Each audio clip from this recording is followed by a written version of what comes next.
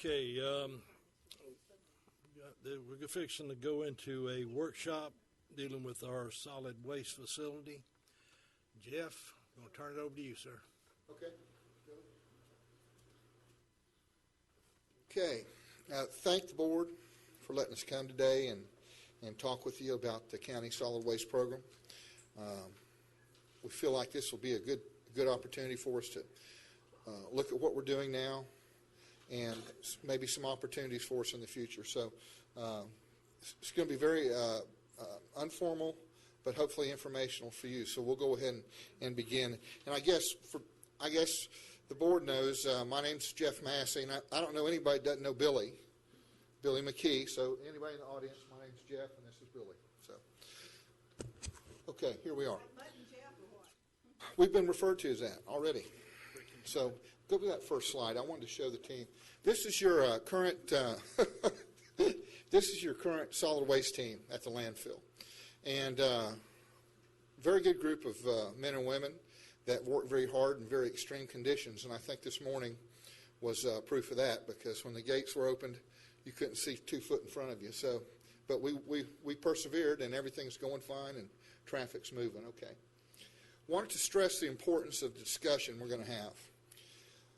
I guess the biggest reason is that solid waste represents the largest single contract the county has, annual contract. And we're going to estimate that contract to being right about $8 million a year. So you can see this is something that needs very, very good eyes on it to make sure that we're making the right decisions as we move forward. Okay. About the facility. 160 acres, basically the facility sits on. We're out 83 North. I think most of you know exactly where we're at. Approximately 1,200 acres is adjoining. The facility is a part of that 1,200 acres, as well as, I believe, the Sheriff's Department, too, sits in that 1,200 acres. In a moment, we'll have a slide to point that out and show you exactly how that's laid out. But we're open Monday through Friday, 6 to 4:30, Saturdays, 7 to 1. And one thing I just want to point out, I think there's 11 holidays in the county. These guys work all of them but 3. So they're hardworking guys out there, because when other people are having fun, you're generating garbage. So somebody's got to be at the wheel. So they do a great job of that. And there's 15 of us, by the way. Okay, this is the map. Okay, I want to make sure what map I was on. This is the big picture map here. You can notice, and I don't have color in front of me, but yours should have an outlined area in yellow. That pretty much defines the perimeters of the 1,200 acres. And you can see in this picture that the state prison sits there, and the jail to the extreme left of the landfill.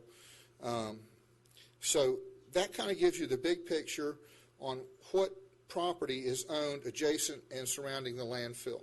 The area that you see with the yellow lines kind of diagonally going across, that's actually the landfill area that we're working on today.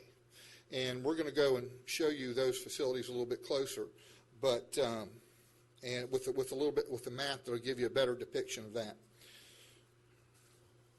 Our permitted facilities. We have Class 1, a Class 1 landfill. It takes your household garbage. It takes your commercial garbage. It takes about anything you can throw away that's not prohibitive to the permit. There are certain things sometimes in permits that says you can't take. You don't take hazardous waste. You don't take tires. You might accept them, but you have to get rid of them because you can't bury them. Things like that, okay?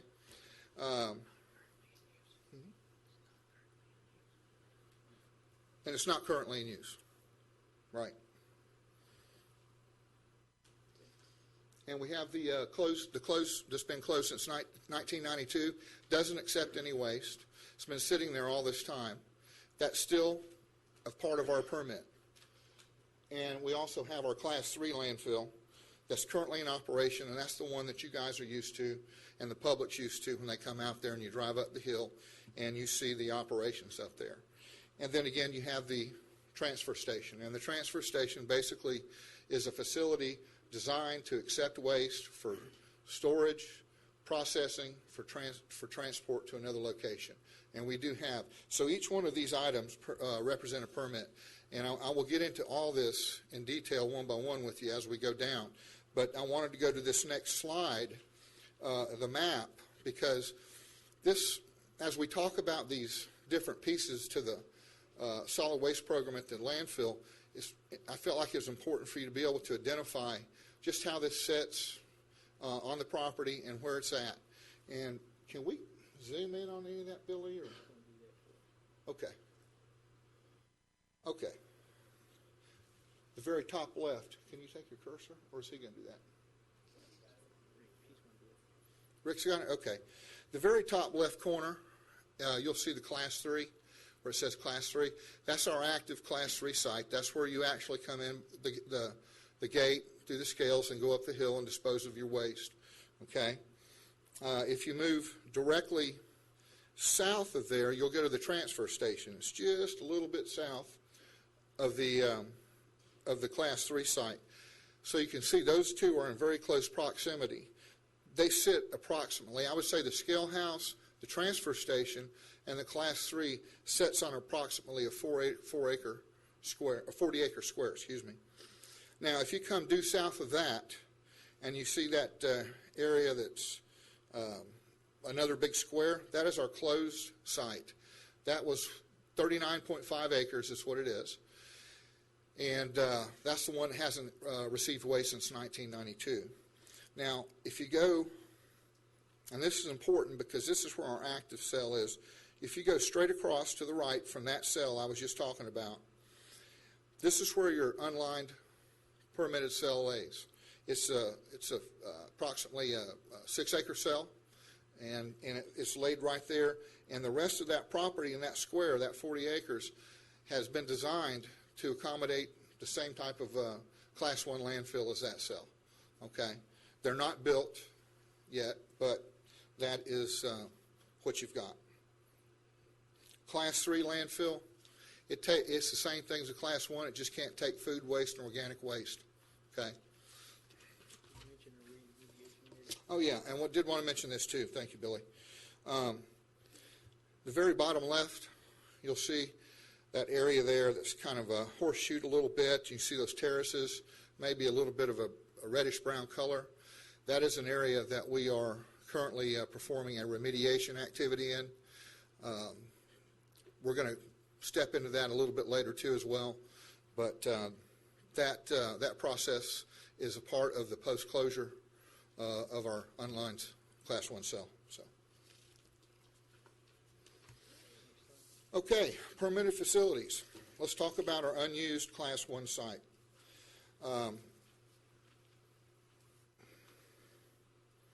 No, that's not unused. We got a typo there. Yeah, that is. No, that's all right. The unused Class 1 site, I was just mentioning to you, it has a double composite liner in it. What that means is it has a bottom layer of that landfill with natural clay liner under it. There's also some other things in there. They have a geosynthetic fabric. They have a material called Claymax. And what that Claymax does is if a liner should get a pinhole in it, which you don't want to happen, that stuff swells 10 times its volume and plugs the hole. It's a safety net. This landfill was built under Subtitle D regs, which means it has to have that in there. You can't dig a hole anymore and bury waste. Our landfill has a double composite liner, which is state-of-the-art. Why this is important is because it is the ultimate protection against groundwater and ensuring your environment's not affected. I have never, in my professional career, been around a landfill with a double composite liner that's had a problem. So kudos, for the foresight back then to construct a facility like that. I wanted to point out the importance of that composite liner. But it has not received any waste. It was built in 1992, but is still currently permitted. So we have some options to think about concerning that facility, and that was one of the reasons for us to come here today. Class 1 waste, again, is basically everything we throw away from the house, including your food and your business and your commercial and stuff like that. Let's go to our closed Class 1 real quick.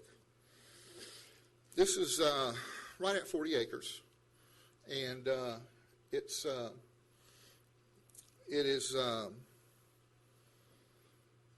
hadn't received any waste since 1992.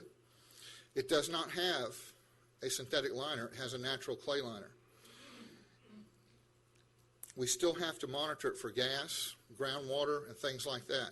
Anytime you have a permitted site that closes, you have a 30-year post-closure after that site's closed, and you have to do that monitoring.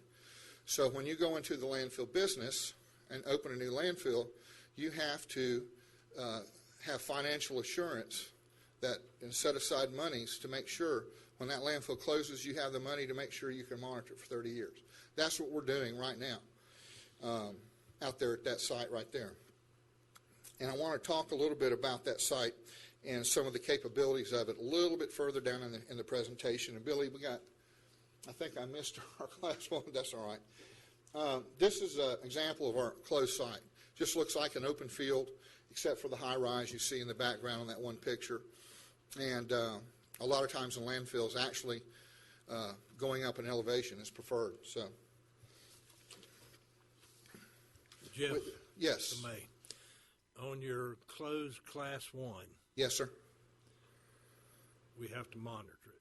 Yes, sir. On the line Class 1 that's not in use, is there still monitoring and all that to take place once it's closed?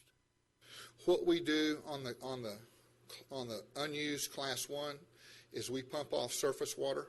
Like if we have a big rain, well, we're down there, got the pumps running. That has accepted no waste, so you have no byproduct to monitor. It all is kept on top of the liner in the dirt. So we pump the water off as stormwater. It can go right into our stormwater pond. Okay, thank you. We do have a little water that penetrates to the liner. We pump that into a leachate pond. Okay, but it's clean water. Where's that Class 3? Okay, our Class 3, and this is again, this is the landfill that receives waste every day that you guys see when you come out. It's approximately 26 acres now. I put in here that it includes swales and ponds because that's important. That takes up a lot of room on the site, but they're necessary. You have to have stormwater ponds surrounding the site and a means for that water to get there, because erosion is a terrible thing in a landfill and you just can't have it. And so a DEP has serious problems with that. So you have to manage your stormwater properly. So when it hits our landfill, it goes down the swales to the ponds, and we have all that in place. So it's a well-constructed facility. Again, we're open 6 days a week, but Class 3 waste is basically yard trash, construction debris, your couches, your chairs, your stuff like that you guys have seen and probably have brought up there yourselves from time to time. I do have a term here that I want to reference real quick for your knowledge, and that's the term leachate. The reason being it's such an important part of solid waste landfill operations because leachate is basically water that's come in contact with garbage. It's no longer water. If rain falls down on top of our open working face, that is not rainwater anymore. It's leachate. Can't be handled like water. If it can't run off the landfill to our stormwater ponds like water. So the reason I'm mentioning this to you is because when you construct landfill cells and for operation in Class 1, leachate is very prevalent, and it's much stronger than water, because now, if you can imagine what those trucks dump from households all over the county, and it's put into one place, there's liquid involved. It collects at the bottom of that liner. We collect it.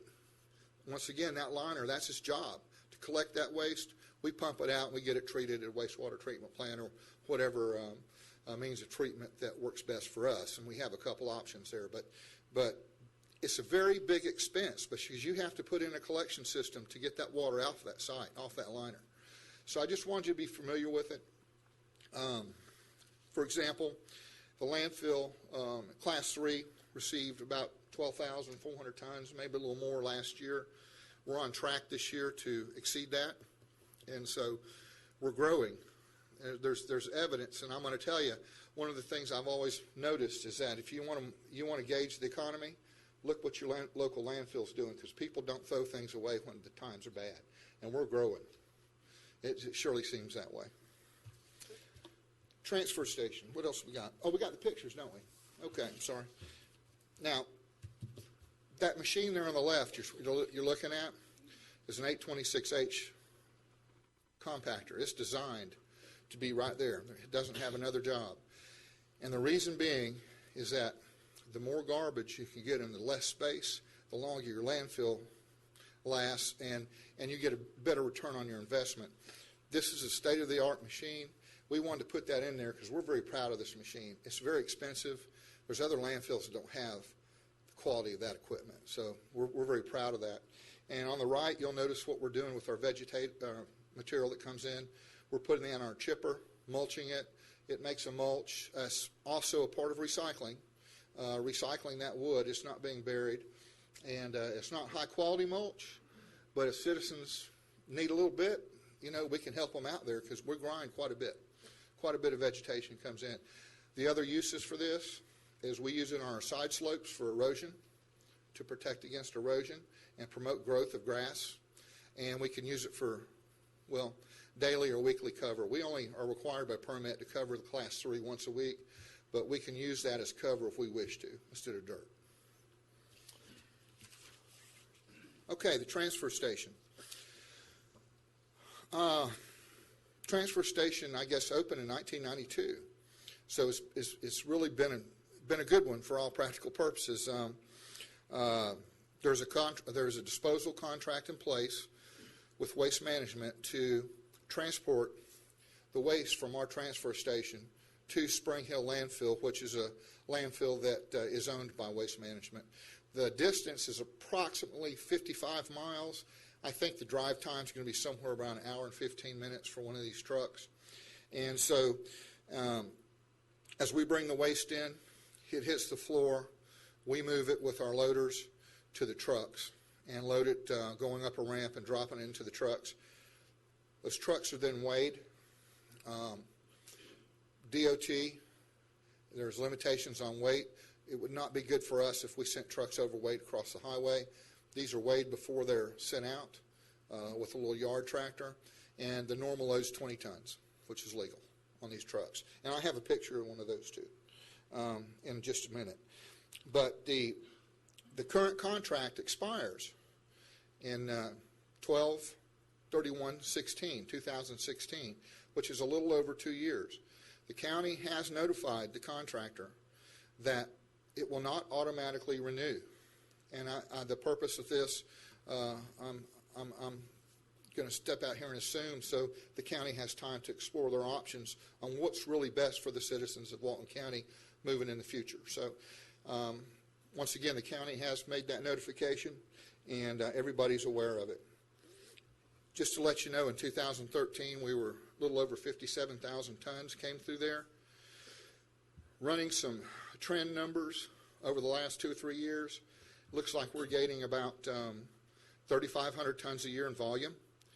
And so I'm fully expecting to be 60,000 tons or a little better this year at the end of the year. So we're showing a steady, once again, a steady growth pattern, which kind of says, hey, look, guys, we got to look at down the road to make sure that we can accommodate future growth. So anyway, Billy, the transfer pictures, okay, they're up. You can see from afar the 3 bays. You have a commercial vehicle in the middle bay. They dump the garbage. We pick it up and put it in the trailer. Same with the slide right beside it in the roll-off truck. And then down at the bottom, you see our loader. It's a county piece of equipment that loads that trash and puts it in the truck. And this happens all day, every day. It was interesting to note during the season, when I first came on board, we started looking at the numbers, and we were doing days over 400 tons out of that facility. And so you think about that, that's extreme for that facility, and the employees did well to handle that volume. But what was interesting yesterday, and talking with Billy this morning, what did we do, 262? We did 262 tons yesterday in the off season. And Mondays are usually big days because of the weekend, but still, I'll tell you, I mean, that's a sign that, you know, our volumes are going to start picking up, and we're going to have probably another great season. So, where are we at, Billy? Okay, our collection operations. Again, we are contracted with Waste Management for the collections, both in South Walton and North Walton, for the whole county. The effective date of that agreement, the current agreement, not the original, but the current, was March 1st, 2011. It expires, just like the disposal agreement, in 2016 on December 31st. Again, the county has notified the contractor that it will not automatically renew, reserving the right to look at the best options for the county moving forward.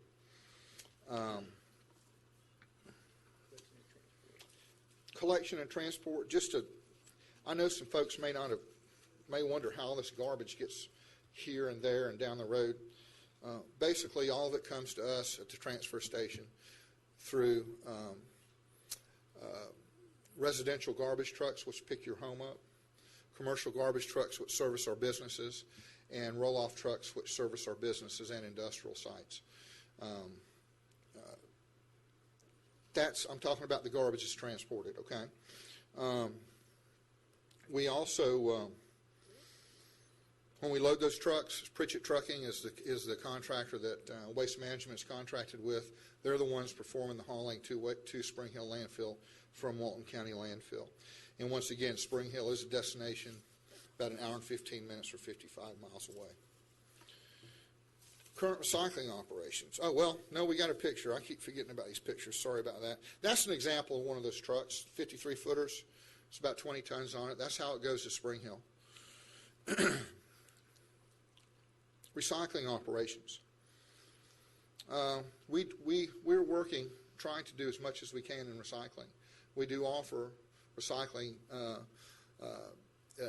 different capacities, and we got some examples down here for you.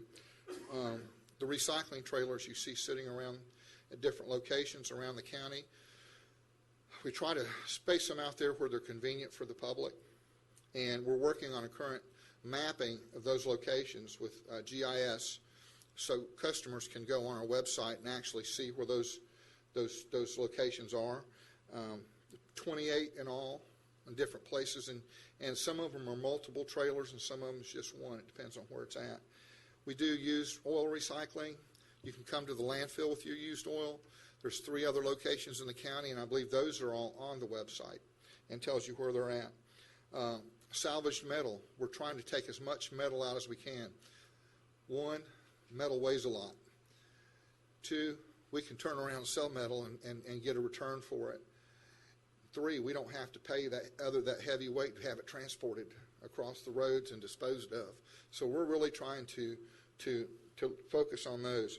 We do accept tires. We can't bury them, but we will accept them. But we have to dispose of those tires that we accept, and it costs the county about $86 a ton for that service. We do, on top of the Class 3, we do utilize some inmate labor, and they do a pretty good job of pulling out a lot of metals, cardboard, various things. And look, it amazed me how quickly it fills up and what's thrown away. We can't get to all of it because operations won't let you when you have multiple people backed up ready to dump and things like that. You have to be safe up there. So, and then we take our wood and our vegetative material that I showed you an example of a little while ago with the chipping operation and mulching. And now we got the pictures to kind of, this is what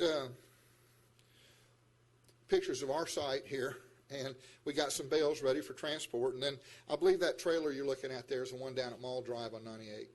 Looks familiar there. Next one is really what we could do if you really want to set the bar high. This is an example of a single stream materials recovery recycling effort in Tampa. And you can see this is a high-tech operation. Those little those little stacks that come down actually are vacuums, and it's quite impressive. You know, I'm not saying we're there or anything like that, but I just want to show you, you know, there are some things out there that we can look at and explore if it makes sense for us.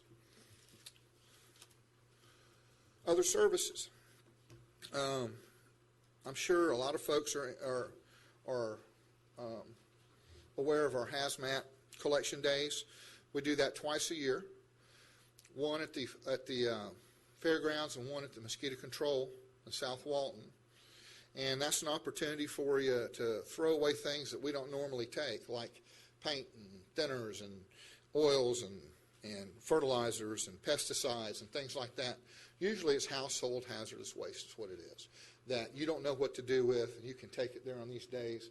And we do that in conjunction. I believe Okaloosa County teams up with us and helps us with that. So we'll be letting you know when those dates are. And we have one coming up pretty soon, I believe. No, was it November? November 1st. So y'all will be hearing about that. Our community cleanup days. This is available in different districts. And here we have an example of the last one we did in District 4. I believe that's Miss Sarah's district. And I believe that's her actually throwing stuff in there. So, but anyway, this is just something that if needed in the districts, that's available. We have a sign shop. We use inmate labor. We make signs for county facilities and roads. I guess the reason we do it is because we have inmates. That's what they do. So, and then we have roll-off dumpsters that we provide for code enforcement cases and special needs and county facilities. And now we get a lot of calls from people that don't qualify in one of those arenas, and we have to refer them to a private hauler because they don't meet that criteria. So, but we do try to help all we can in that area. Touching back on this land, on some of the things I told you we would touch back on real quickly. Pardon? Did I? Everything's backwards on here. Oh, gosh. Okay.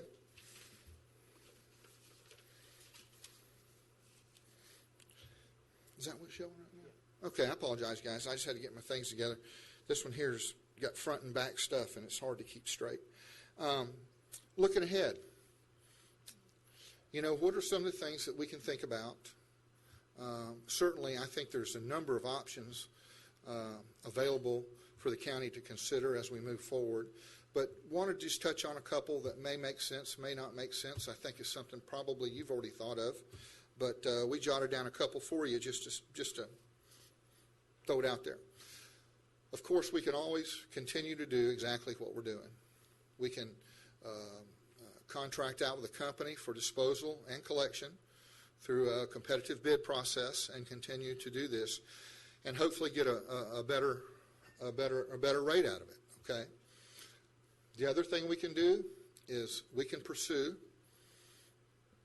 a Class 1 facility, which we are currently looking at those possibilities, and dispose of our own waste and contract out the collection. Can do that. We can also do both. We could collect and dispose of our own waste.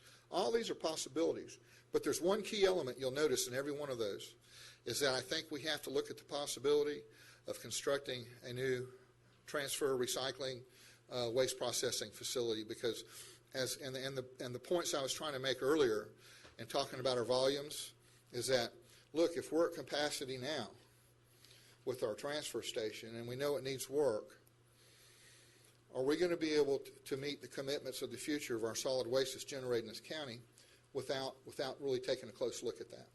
So I wanted to put that out there as an option. Again, I think there's also another option. There's companies out there that would love to contract for the whole schmear, I imagine. I mean, that's what they do. They're in business for it. So when I say there's options, we have the options. We just need to find out what's best for us. Okay, what am I on? Down there. Okay. Future innovations. Our old Class 1. One of the things I've been doing some research on and been quite impressed with is mining old landfills and taking that material out.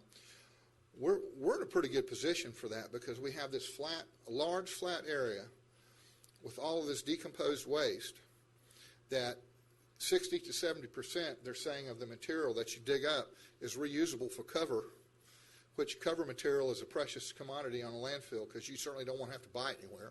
I don't think we ever would with the acreage we have, but reclaiming that airspace is the purest form of recycling, in my opinion, and I think it's pretty neat. In fact, Perdido over in Pensacola has been doing this and talked with the engineers who are heading up a project in Panama City at Steelfield Landfill, and they're doing this. And it's something that might fit for us. I'm going to continue to learn about it and try to investigate and research it and see if it makes good sense for the future. If we used to go into Class 1 landfill business, and I have personal experience with this, and we stay there and we're servicing our customers for 5, 10 years, we would have the ability to put in a gas generation plant. You have to have enough methane gas, and methane, I know most of you know what it is, but for people that may not, it's the byproduct of decomposition of waste. It's an odorless, colorless gas, highly flammable, highly volatile to the atmosphere and the ozone. So you have to capture that gas. And if you're in the landfill business, you have to deal with it just like you do the leachate. You can flare it off, put a big candle up and burn it 24/7 where it doesn't hit, or you can take it and convert diesel engines to run on methane, and you pump that methane to those things. And I've seen facilities producing gas for like 3,000 homes a day just off methane from a landfill. It's not pie-in-the-sky technology. It's here. And there's counties doing it. I think there's a county in Alabama doing it close to us. Just throwing it out there for way down the road. Wildlife management. You know, people have a lot of concerns about landfills, and a properly run landfill is an asset in many, many ways. Wildlife management is an important aspect to a properly run landfill. It shows how wildlife and a properly managed facility can coexist. You don't damage one, you don't do the other. There's organizations you can actually get certifications. What this really leads into, you take good care of your land, you take good care of your animals, and you have an education process for kids. A lot of folks like that, and this is really something that I think that would benefit the county no matter what we do, landfill or not. We have that property there, and it would be very easy to begin that process. And the other thing I think that might be worth stating is that the expansion of the solid waste and recycling in South Walton. You know, when you look at the demographics and everything, you know, we have a lot of volume, or most of our volume's probably down there. And if we can do something, maybe partner it with the TDC. I know they already have efforts going on for cleanup and things like that down there. There might be an opportunity to partner with them to enhance our solid waste program in that part of the county and serve those citizens as well in a better way. So those are just a few things, but really, I guess we're just in a very unique situation to where we can take a look at these things and determine where we want to go and what we want to be in the future. So I hope this has been somewhat informative, and I didn't mess up too much. I was trying to follow this and that at the same time, and I'm sorry about that. But is there any questions that you, yes, Sarah? Yes, sir. Go ahead. I mean, you know, this has been a concern of mine for a long time. Could we go to the map, the original map? Yes, ma'am. You know, and you're going to have to tell me north, south, east, and west again, Billy? North is straight up. North is straight up. Okay. So we had talked about, well, first of all, I want to say something about the men that work out there. You know, our firemen and our policemen and some, you know, are paid hazard pay. these men, in my opinion, have as much a hazard every day than anybody that works for us. Needle sticks, metal cuts, whatever. So my head is off to these guys that work out there every day, and I had lunch with them not too long ago, and I'm just amazed at their attitudes. They are. Relay that to them. Thank you for They're that. good. I would like to see, because Billy and I had talked about it, the 3 cells that we have right now, and especially the one that's been closed. If we could reclaim that, first of all, take the metals and all that are in there out, which are causing some of the leachate problems, some of the that we're having to monitor. If we could take those metals out and get rid of them, because they're never going to decompose, and sell them, and if we could combine those, then for class 3 garbage, which is what we're taking now, we would have a big enough site for the next 100 years and never have to move north, south, east, or west to where we are right now, so we wouldn't affect any of the landowners around us, So I think, to me, I'm really excited about if we could combine those cells somehow. It's been 20 years. Go in there and reclaim the metal, get the metal out, reclaim the stuff that we can use for cover, and we'll have a site, if we continue to do nothing but class 3, that should serve us 50, 60, 100 years or so. I'm excited about that possibility, and it's something that we could do. We probably would have to do less monitoring, because we'll get all the heavy metals and all that out of the site.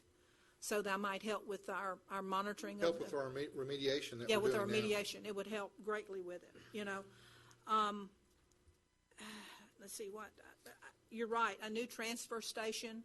Of course, I would like to see a really, to spend the money, and I'm sure we can get grants, to do a first class, not like the one in Tampa, I know we can't afford that one, but to do a transfer station where we can take out the cardboard and the metal cans, and I know glass isn't selling right now, but one of these days, we can stockpile, grind that glass up and stockpile it.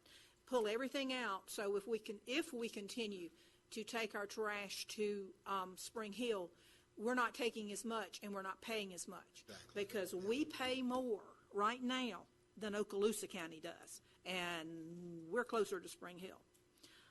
So I would really like for us to go out to try to get a grant for a new transfer station, but I think even more than that, we have 2 years, we have less than 2 years to make up our mind exactly what we're going to do. I would like to see us hire a solid waste engineer company, and I emphasize solid waste company that's all they do just about is solid waste, to take a look at our facility and tell us what they think would be the best avenue. I'm really excited. I also like the vegetation. They're, again, buffering that site so it doesn't affect anybody around it, but we can continue to try to save the citizens of Walton County money. And then my last point is we have a site in Blue Mountain right now that I don't know what we used it for. TDC's there. But it's a Yep. It's a collection site. If we could put a little building there, a little trailer, something, establish an office there, and have disposal, have trailers there for recyclables, and take some garbage there, and so that the recyclable trailers aren't continually on the road, I think would be a benefit to the county as well as to the people in South Walton. I did speak yesterday to Bob Hudson, who is on the Mosquito Control Board, and apparently we have recyclable trailers there, and they're having a real problem with people bringing in tires, because apparently, I don't know, my tires need changing, I take them to Triangle, and they charge me, but apparently you're charged for tires. Well, so these people are bringing them to they're charging, Mr. Chapman over here to take his tires off, but then they take them to our trailers, they don't pay anything, they dump them, and then we have to pay to have them hauled off. Yeah. So I think we really that's something we need to take a look at, is maybe have some policy that we only take 4 tires per household per year or something of that nature. But that's a really big problem, and especially for us and for mosquito control. So if we had a facility there at Blue Mountain, then they could deal with the tire issue as well. We've been down there looking around, and actually went by the mosquito control last week and observed that firsthand. And because it just dawned on me, if you come up to the landfill and you go across the scales, you're charged for them, but these are coming across and it's costing us pretty good costing us money. chunks of money to It's costing us dispose money, of them. yeah. So yeah, we're going to look at And that. we don't mind necessarily it costing us money, but I'd like to see us at least break even. Yeah, You know. yeah. I'm through now. You through? Okay. Jeff, as far as my outlook on this thing, whatever we decide to do in the coming 24 months or so, we need to be looking at how it's going to be 30, 40 years down the road, okay? Now, that transfer station is in bad shape, and I've seen operations going on in there that concern me for the safety of everybody that's working in Correct. there. I agree.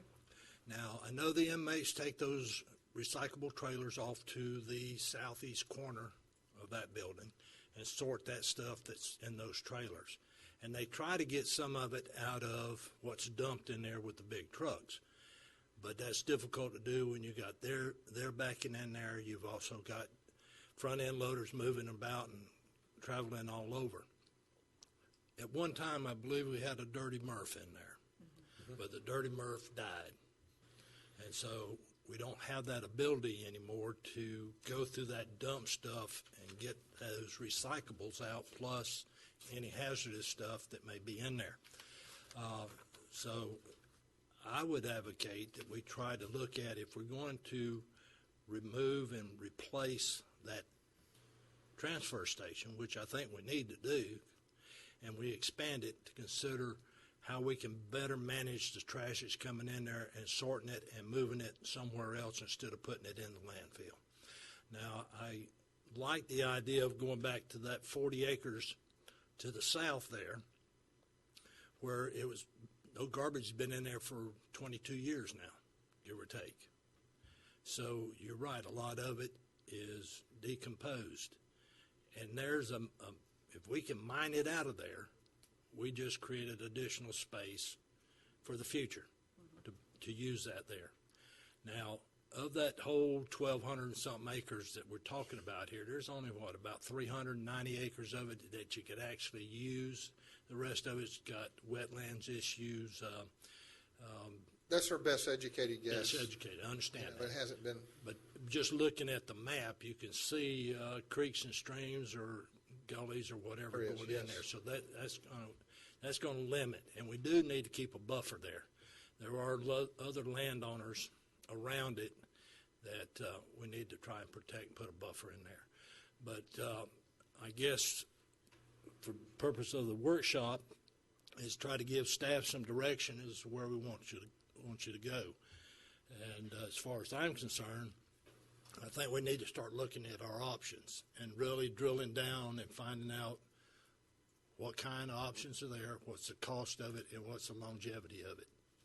So, See, and I think that's where a solid waste engineer company would be our best bet. It'll cost us money, but in the long run, I think they're the experts at it, and they will be our best bet at telling us what we can do. With the rest of we're harvesting trees right now, we're planting trees again. So, we may continue to do that and make money off the site, but if we can stay where we are. Yeah, I know that, to get a redesign on what we've already got, it's a must to move forward. I know it costs money. We've already began looking at ways that we can draw the money from within and maybe forego this and spend the money here to get this done. We don't want to be a burden to the finances. So, we're trying to figure out ways to do this to where we're putting our best foot forward to make it happen. So, Well, one time Ray Charles said, in order to make money, sometimes you have to spend money. it's been yours then. And, as far as an engineering firm, I think it just would be worthwhile. So would it be the recommendation of the board for us to go ahead and pursue that, Commissioner Infeld?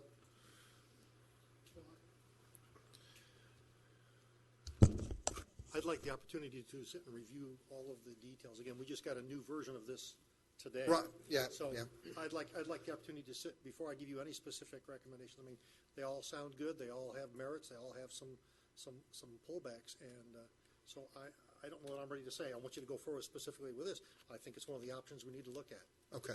Well, But that's when not when you get versed on it, let us know. We'll come sit down. Well, I wasn't advocating we take what was presented today and move forward on that. I'm just saying, staff go out there and look at all options and report back. I would agree with that, just that, Yeah. Okay. even at looking at this, and again, there's some things in there that, even from my pre-briefing, are different than what we had talked about. A little bit. earlier. So. Yes, sir. I just want the opportunity to, because it's a multi-page document, and I'd like a chance to redigest it. Yes, sir. Thank you. Do we want to bring it back to the next board meeting to decide if we're going to hire an engineer or not, or leave that up, or y'all bring it back to us, or what? We would go do an RFQ, request for qualifications, or go directly and write an RFP for something. And I think this goes back to where I'm not ready to say that we're ready to do an RFP. RFQ? Let's have him come back at a board meeting where we can give you a direction that's more formal than, Okay. than from a workshop. All right, we'll just start looking at it. Okay. And come do back that. to the board with the recommendation, which way we Well, need thank to you all for your support. And Jeff, I appreciate your work and Billy's work to put together I do too. an update and give a variety of options. But as you've pointed out succinctly, there are a number That's of correct. options that can go, including combining some of them together to do other things. Oh, absolutely. And Billy and I, we're excited because we see the possibilities, and we're just trying to, get at them. So I just have one final comment. The Yes, person ma'am. who took that picture of me is in deep trouble. it wasn't me. It was me. You in trouble. Okay. Well, thank y'all very much, and we'll do just that. Okay, go ahead. Mr. Larry? Chairman, Commissioners, thank y'all for allowing us this opportunity. Thanks to these two guys for all their hard work and effort they put into it. Outstanding job. Yeah, and I'll tell you, there's a lot that can be done. Yeah, there is. One of the things we've talked about and we're continuing to talk about is prioritizing those things that, we've got both of the agreements. We've got a couple of years left on them, but those things don't move fast. So, one of the things we're going to focus on is what do we need to get done first to be sure we're in the place we want to be a year from now and 18 months from now, so we know what that end play looks like. I'm excited that we've got staff now that can take these things and run with them. Yeah, we do need some professional engineering help because that's a big part of it. Huge part. So as we look at that, we certainly want to make sure that we come up with the appropriate task work orders for those people so that we know what we know. But a component of what we're doing in prioritizing, we will need some of that expertise. So we will have something and perhaps a recommendation back to you in the near future. But please keep in mind that as these things move forward, there's some we need to get done. And we're not in crunch time by any means. But when we talk about some of the long-term goals, we'll work on prioritizing those as well. But again, it is exciting that we've got a team now that can move this stuff forward and take care of what we got and work on making us more effective and efficient in the long haul. So thank you for the opportunity, and Commissioner Commander, for seeing us through to having this workshop today. And one more, but y'all tease me about Billy driving me places. There's one drawback to it, and that's that I have to listen to garbage all the way down there and back. I've never seen anybody so excited about garbage in my life. It's this guy. He loves it. He's got garbage mouth? He's got garbage mouth. He sure does. Anything else from the board? All right. Awesome. Billy, Jeff, Thank y'all. thank Thank you y'all. very much. Thank you very much. All right. Any public comment? I don't know. Is there any public comments? Seeing none, close the workshop. We'll be back here about 4 o'clock for the regular meeting.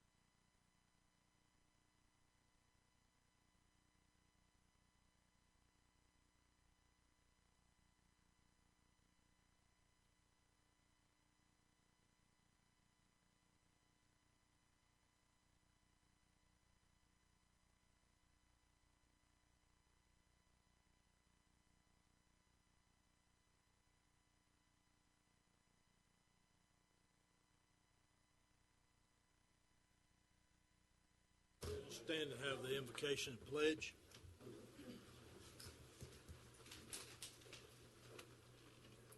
Dear Heavenly Father, we thank you for this opportunity to come together and to try to do the best work for the people of Walton County that we can on this day, and every decision that we make will be in their best interest. We want to thank you for the rain last night and for it brought to our much-needed drought, but we also want to thank you that we had very little damage through that storm. All these things we thank you and ask in thy name. Amen. I pledge allegiance to the flag of the United States of America and to the republic for which it stands, one nation, under God, indivisible, with liberty and justice for all.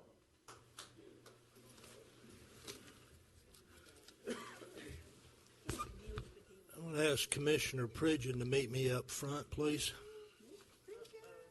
You're in trouble. To the right.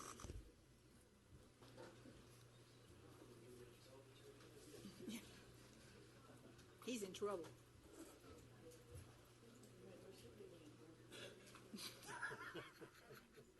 Hopefully y'all can hear me in the back. But on behalf of the board, we'd like to present to Commissioner Kenneth Pridgeon this plaque in recognition of your honorable service as a commissioner to the Walton County Board of County Commissioners, November 2002 to November 2014, presented by the Walton County Board of County Commissioners this 14th day of October. Thank you.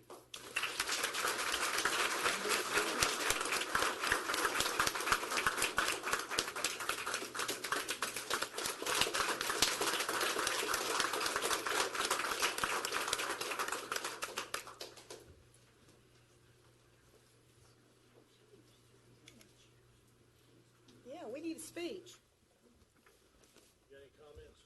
You know how he loves to talk. Yeah, after the election, there's several people asked me a few comments, want me to make a few comments, and I said, these are also an adage that someone says. It's been several years. He's gone right now. And you've heard that old saying, free at last, free at last, free at last. Well, I'm free at last. All right, Kenneth, thank you. I'll call this regular scheduled board meeting to order. Yes, it has. Any additions or deletions, Mr. Holmes? Thank you, Mr. Chairman. We would recommend that we delete from the agenda the update on the Freeport Fire proposal. Mr. Tundy is working diligently at that and got some a little more work to do before we're ready to make a presentation. Under additions, we will request that we schedule a special meeting to consider a purchase agreement on a parcel in the Mossy Head Industrial Park. We are anticipating having that in the next couple of days. However, there's a quick turnaround on it, and we'll need to take action on it by the end of this week. So we will ask you to schedule a meeting for Friday morning regarding that. And further, it's been asked that we remove item 6 from the consent agenda for discussion. Okay. A motion to approve the additions and deletions. So moved. Second. A motion and a second. All in favor say aye. Aye. Motion carries. Approval of the agenda. So moved. Second. Motion and a second. All in favor say aye. Aye. Aye. Opposed? Motion carries. Is there any public comments at this time? If you will, I want to remind everybody as you come forward to the podium, just state your name for the record, please. It went away. Yeah, they're plugging in here.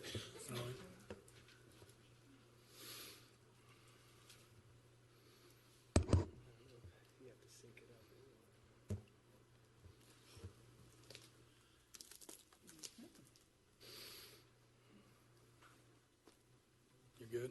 No, there's nothing coming up. I'm looking to share the screen. Okay. You would.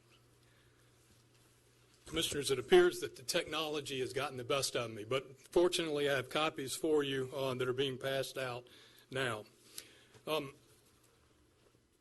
you state your name, please? Yes, ma'am. My name is Will Dunaway, and I'm an attorney with Clark Partington with an office in Walton County at 1701 East County Highway 30A, Suite 201. That's in Santa Rosa Beach, or the watercolor area of South Walton.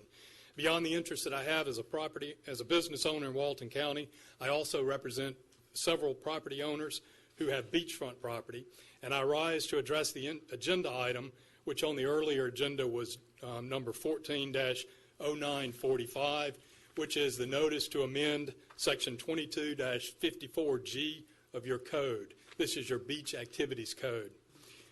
Commissioners, while I recognize that today Mr. Davis is simply asking you to notice this for a public hearing and that we will have an opportunity for public comment at that time, I do want to take time to note that the proposed ordinance was attached to the agenda, and those changes are such that we wanted to bring to your attention a concern.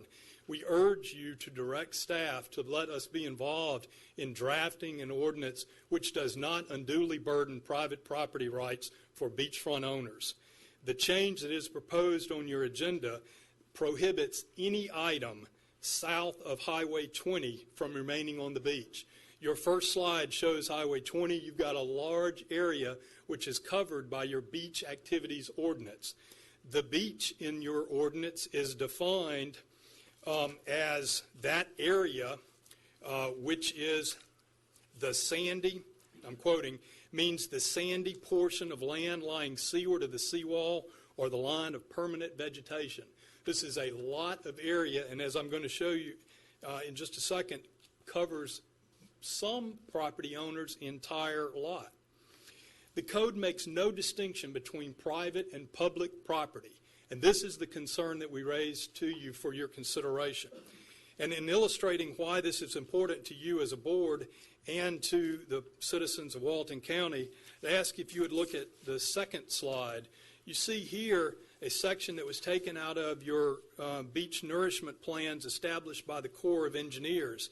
Here you can see very clearly that your TDC and the U.S. Army Corps of Engineers recognize the distinction between private property rights and public, in that they have indicated an area in green, that hashed area, which is required permission for them to do their beach nourishment. You'll see that area goes in this illustration. This is the Fort Panic Road area, all the way to the mean high water line. So your code, this ordinance change is prohibiting any item on that whole entire area, which for that lot, which is labeled number 1, is the entire lot. Private property owners, commissioners, have a right, and they are especially feeling the need to post their private property in this area. Look at the next slide that you see here. You'll see the survey boundary that shows this private property going to the mean high water line. And then the next slide shows various private property beach signs along your South Walton beaches. This is because the TDC and the public continue to trespass over private property in this area. And this is especially concerning given the beach nourishment which you are moving forward with, which in this area purports to going to establish approximately 350 additional feet of beach in front of that area, the Fort Panic area. You can see that on the next slide. This is the updated Corps of Engineers presentation, which shows an additional 350 feet of beach seaward of the mean high water line, which would be in front of the Fort Panic Beach area. This is the area that the TDC proudly calls the public beach. This matters because we're already dealing with problems in the western edge of South Walton in the area where an ECL has already been established. That is, you'll see on the next slide. Sir, your time's up. It'll be a... Thank you. All right, items that were removed or for further discussion? I'm sorry. Come forward, please.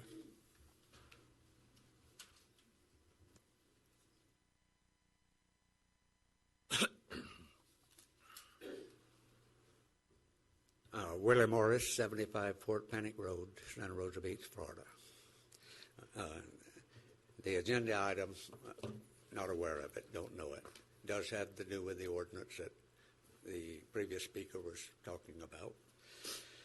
And having no knowledge of what he was addressing, he did address some of them.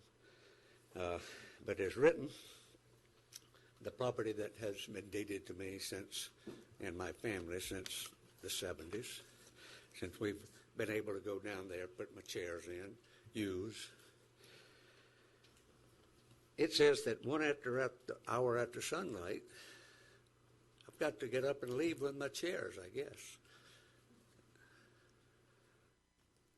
I don't understand that even being remotely considered. It was like the turtle light ordinance several years ago. They said, that's not what we intended. It's not what you intend, it's what you put into the law that matters and how they enforce it.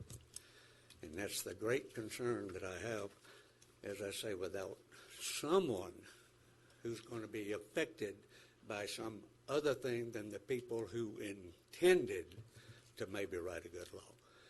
I understand Panama City's problem, getting out of hand with stuff that was left overnight. It became a trash pit.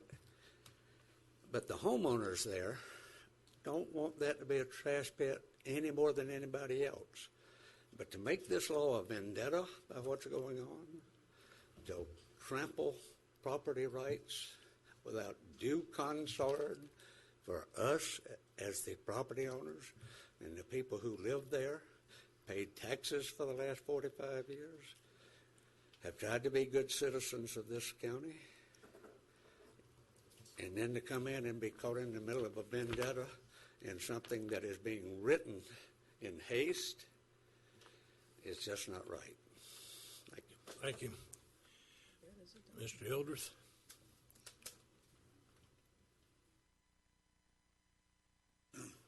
Thank you, ladies and gentlemen.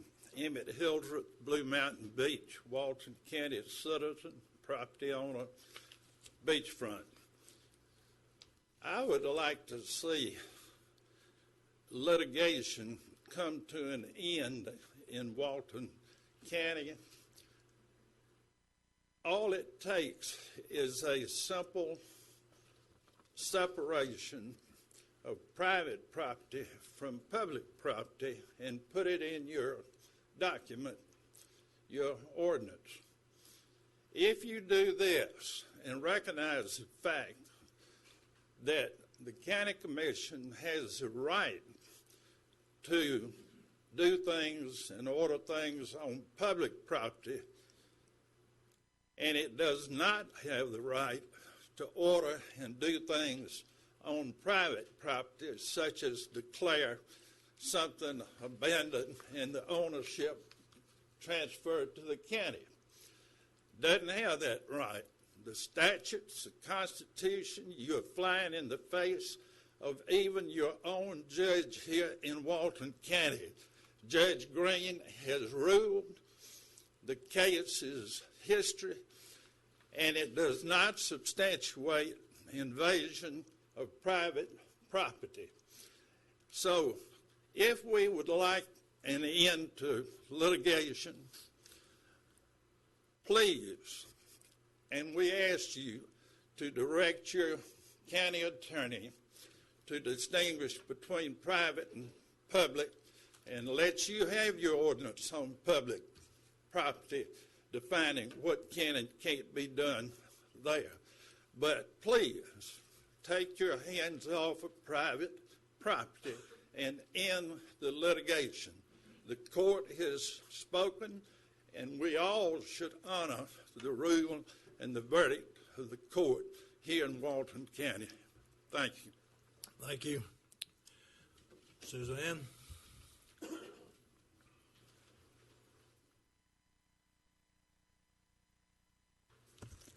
I'm not here on private and public property because I already have private beach in my order with y'all, so I don't have that problem. Good thing I went to court. But let me ask y'all this. Your name for the record. Juanita Ferguson. Suzanne Harris now. So you call me by name coming up. I know that, but Sorry, the clerk I'm just over kidding. there, I know. Yeah, I'm trying to lighten it up a little.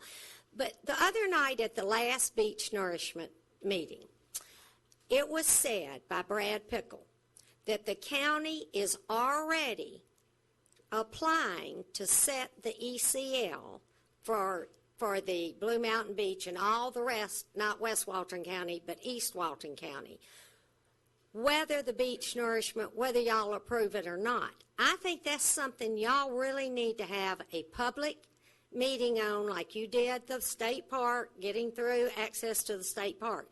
I think there's so many misconceptions on what is going on.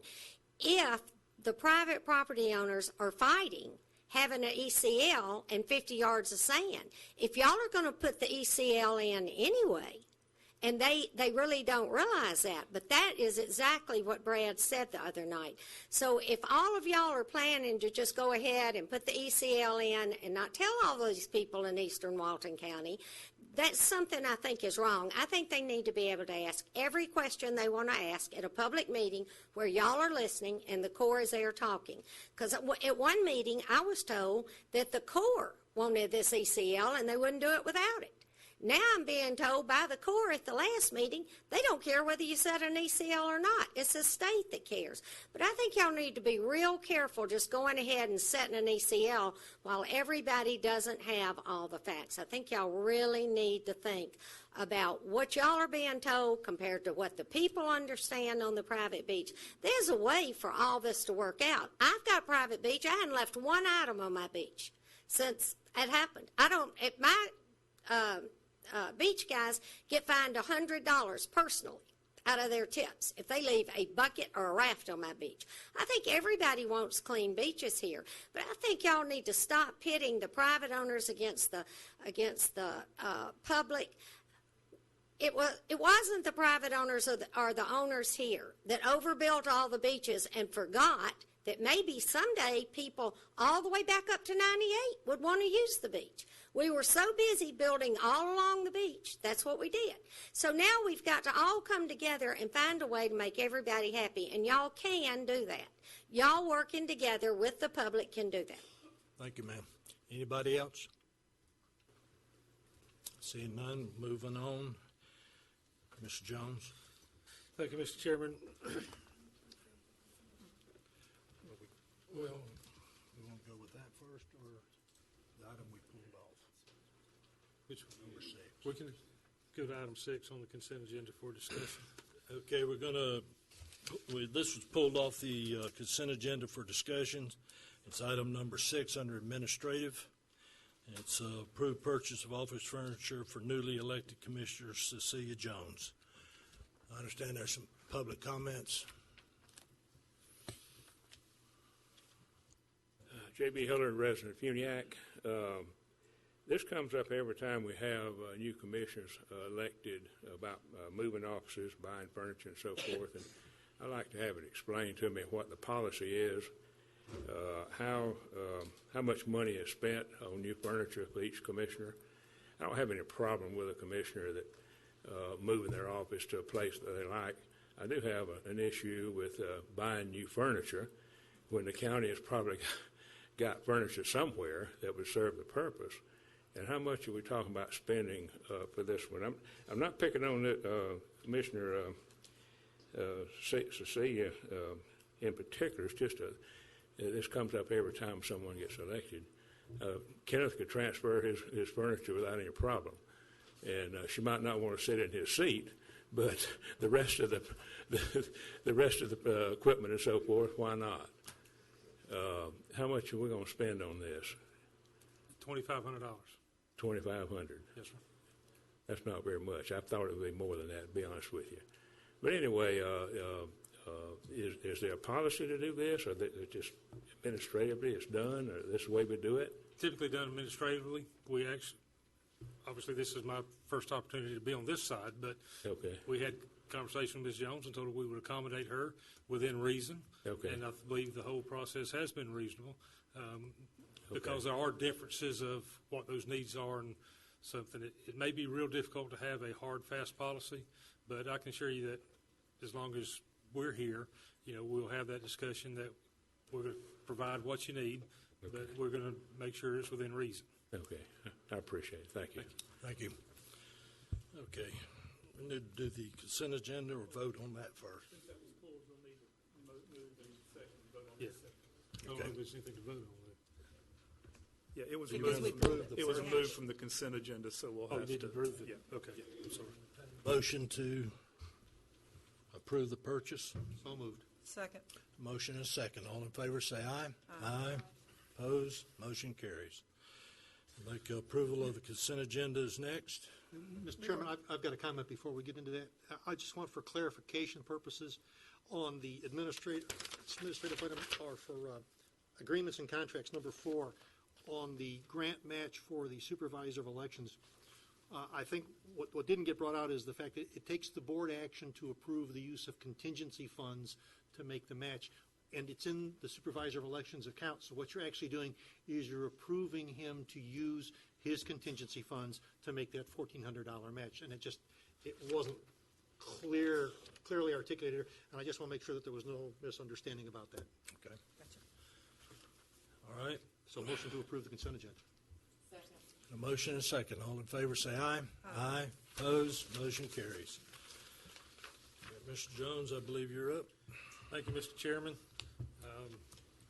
We'd like to address the item that we asked you to add to the agenda, which you did, regarding the announcing of a special meeting to be held here at 9 o'clock on this Friday morning, and that will be the 17th, for the purpose of considering and authorize the chair to sign, if you so choose, a purchase agreement on some property in the Mossy Head Industrial Park. We're awaiting that document. We've had conversation today that it will be in our hands within the next 24 hours, but it's very time sensitive, and we have to have it back to the developer if we do wish to move forward by Monday. So we're requesting that we schedule a special meeting for Friday morning at 9 a.m. for this, to consider this one item, and we'll do the appropriate notices and emails and things to make sure we get it announced as broadly as we can. But we believe we're required to give reasonable notice, and we believe if we start now and do the postings and put it on our website, that will constitute reasonable notice. So we would request you approve holding that special meeting. So moved. Second. A motion and a second. All in favor, say aye. Aye. Opposed? Motion carries. Thank you, Commissioners. Next item, Anna Causey is here to discuss the Walton County Wellness Program, so we'll recognize Anna.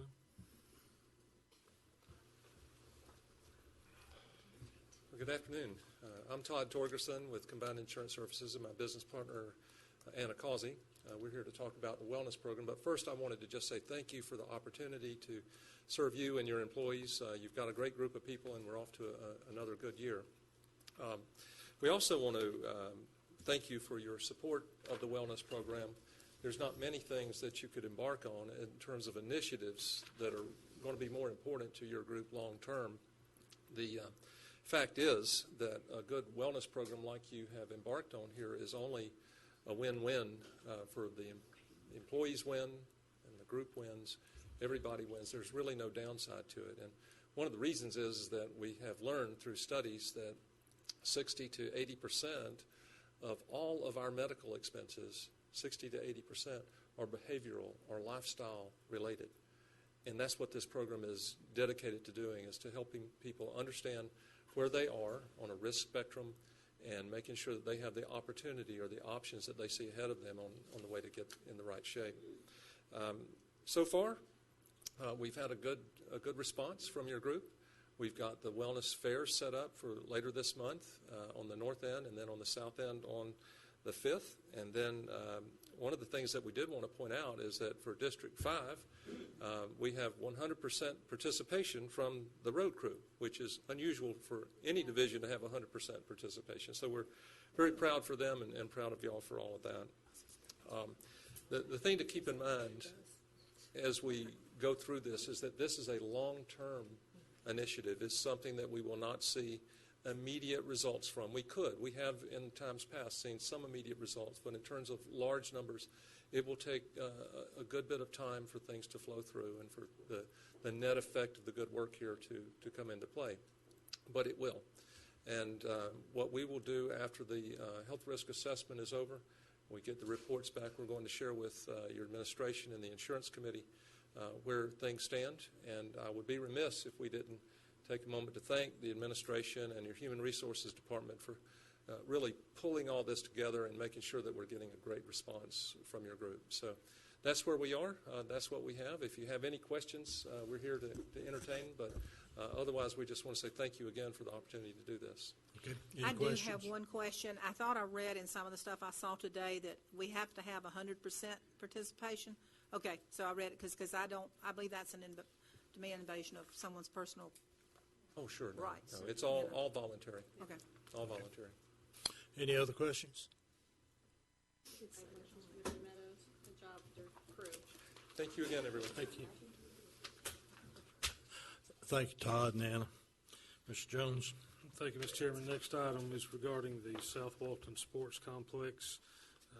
We believe the next prudent step in the process of moving the development of that park forward would be to issue a request for qualifications for a design consultant. This will allow us to determine the most qualified team to facilitate the process of developing that design. So with your approval, we will provide an RFQ document for you to consider at least by the first November. We'll shoot for the next meeting.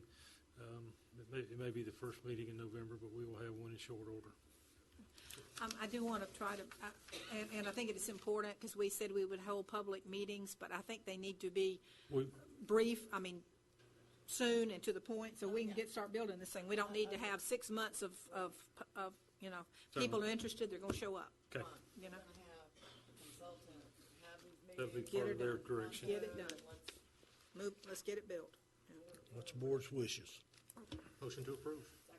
Motion and a second. All in favor, say aye. Aye. Opposed, motion carries. Mr. Jones. Next item, Mr. Chairman, is regarding a facility that you see there on the screen. That's the one in Freeport, right?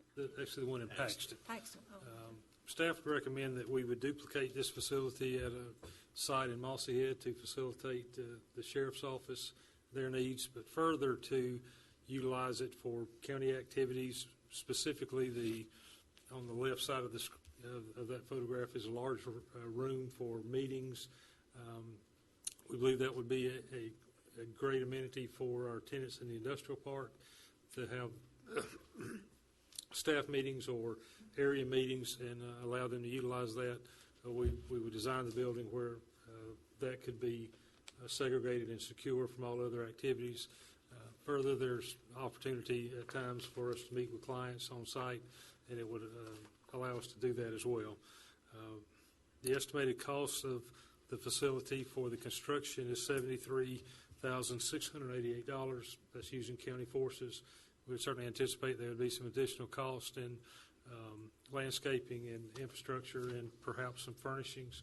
So I would recommend, and if you would approve, that we total cost not to exceed $100,000, and would utilize the funds that we've received from the sale of property in the park. So moved. I'll second for discussion. Is the sheriff going to help us any at all? Well, that was a question I was going to come with. Sheriff, go ahead. We're having those discussions now. Yeah. As I oversaw that construction project 5 or 6 years ago now, and there's a lot of IT, cabling, security, cameras, et cetera, et cetera. So it depends on how well they want to do all that, but I think there is a cost associated with them. Yeah, and I would anticipate those costs being borne by the sheriff's office, that our pricing and is just, pardon me, just for the construction facility, providing the property. And, if we don't come to those terms, will somebody come back and tell you something different? Okay, do we have enough money in the Mossy Head account Yes, to ma'am. pay for it? We do? Yeah, Okay. we've got, All right. I'd like to see that come back, specifically who's going to pay what. okay. Okay. Well, Do we need a motion? We do. There was a motion on the floor. Motion on the floor and a Yes. second Okay. to approve up to $100,000 for this construction part. I'll offer an amendment to that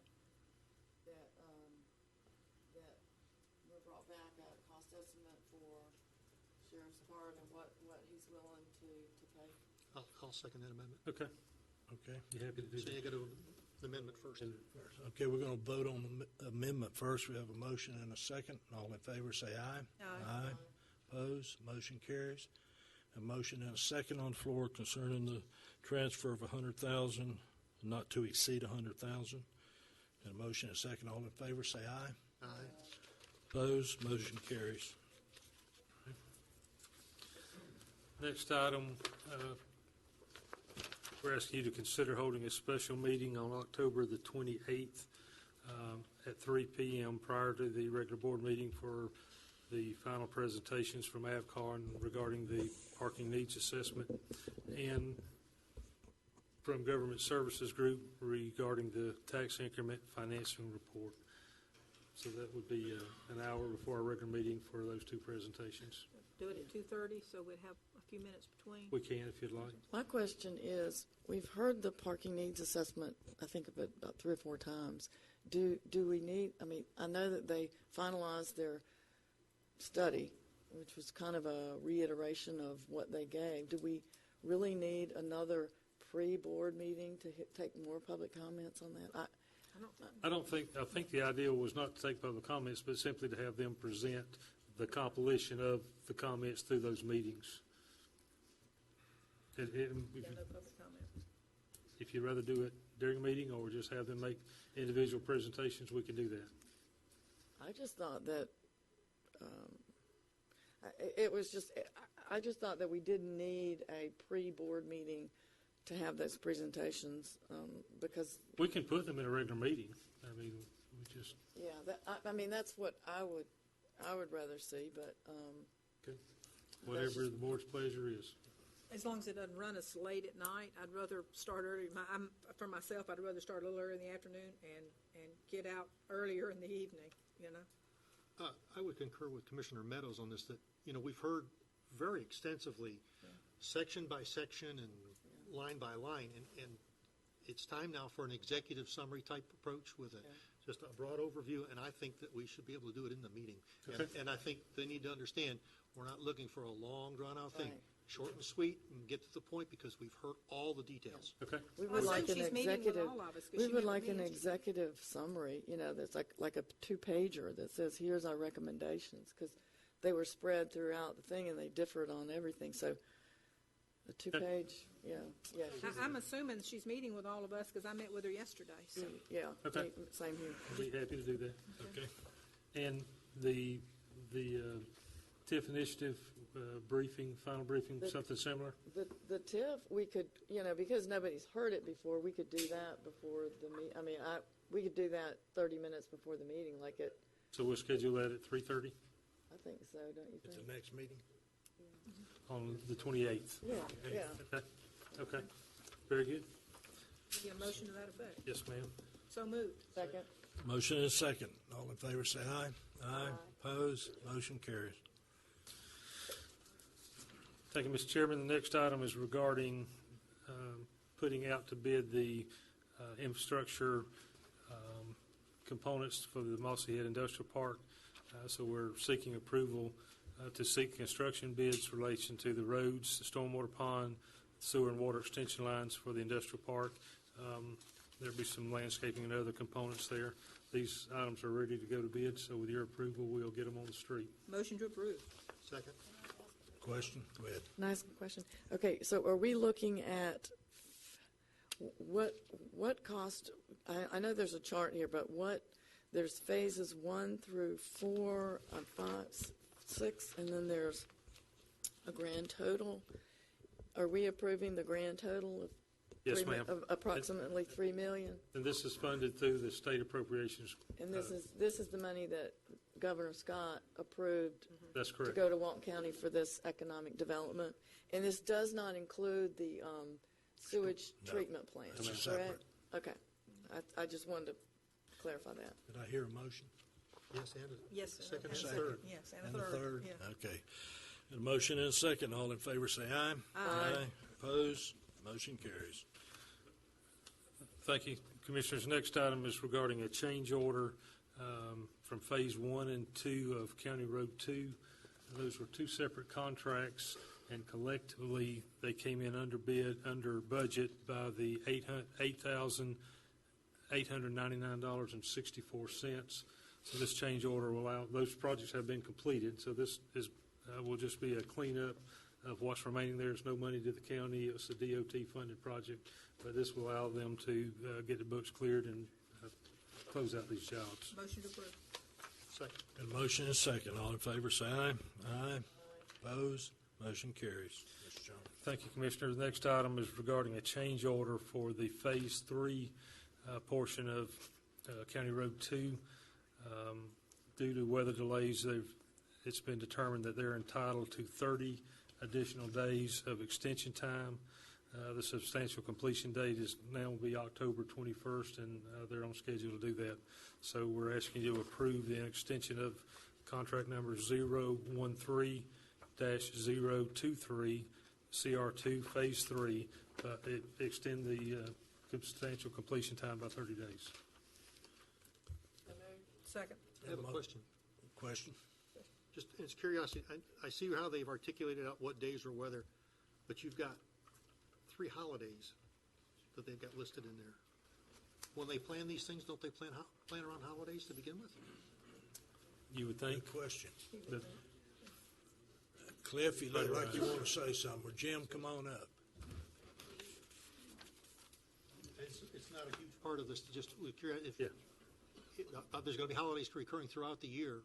Yeah, there are holidays throughout the year, but part of the DOT specs is to have the holidays as an extra day. That's just like a rain day. There's 2 days they get for Thanksgiving. There's 2 days they get for Christmas, a day for Labor Day. That's just part of the DOT spec that we're dealing with on this contract.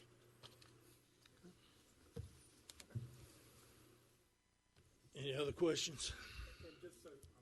So you know, in the contract itself, the day is not computed toward substantial completion. It's a very oddity, but that's how they do it. So I guess it related to the fact that they're looking for 30 days, but one of the holidays is in September, and 2 of the holidays are in May.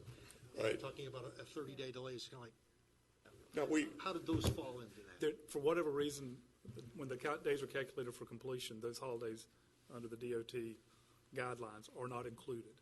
So Yeah, we have to go back and change we it. get a monthly letter from the CEI firm that gives us the days, whether they be weather days or holidays, that the contractor is due to get it all. DOT just accepts the letter and adds it to their total at the end. The county, we don't do that. Otherwise, I'd have to come before you every single month and amend the contract. So we're just doing this one time at the end to establish our substantial completion date. Now, today will be another rain day. So actually now it's moved forward at least another day. But we did this just to establish a substantial completion date and to bring it all to you at one time as opposed to doing it every month. Any other questions? Thank you, Jim. Okay. What's the board's wishes? We've got a motion and a second on the floor. We sure do, don't we?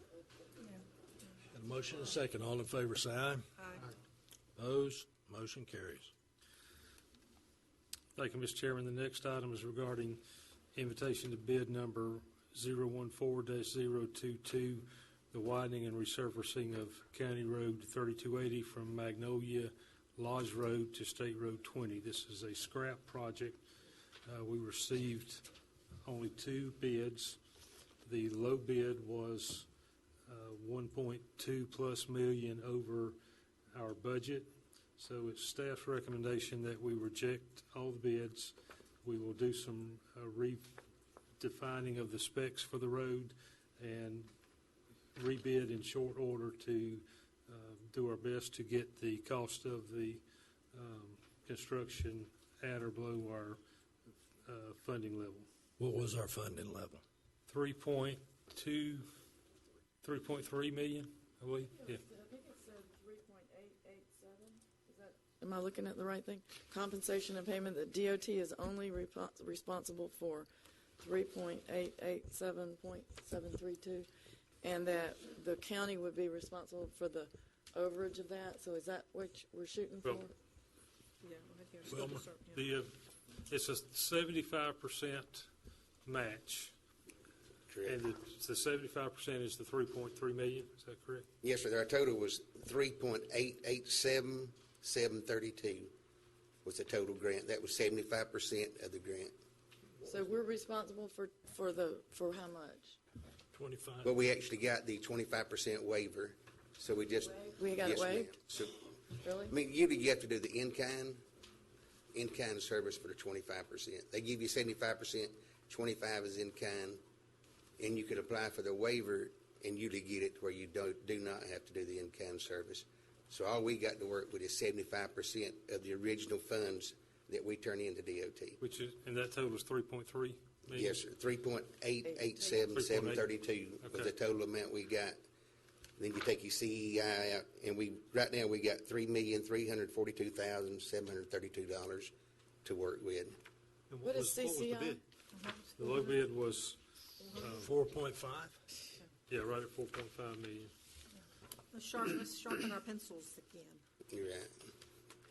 A lot. So if we had to go with a $4.5 million bid, we'd have to come up with the balance. 2 Okay. million. So what we're trying to do is get as close to that 3.3 million we can with some alternatives. Well, isn't that, this is public knowledge, so, I mean, somebody bidding on it. No, actually we'll be changing the specs and making some alternatives and the ability to bid in a different way.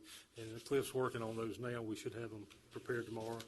But I know there was some densities or thicknesses of lime rock that may have been overkill that we worked on doing some redesign on. You're right, the money won't change, but we can reconfigure the scope. Correct. That's, yeah. Well, you know, if you're bidding on a project, then you know what You know how much the you got to numbers work are. with, I mean, How could you bid that much over knowing what the, but Based on the specs. But you know, Just to the thing is you know what it is. So there'll be some substantial changes in the specifications. oh, okay. So they, okay. That was, yeah, we had that question earlier to make sure that we just weren't regurgitating the same process, but there were some opportunities that were identified that we could amend the specs. Okay. In some instances, thickness of base material and how much lime rock it was required, and then add some alternatives back in that we could see if there's areas that we can take a different approach to come out with a better price. How long is that section?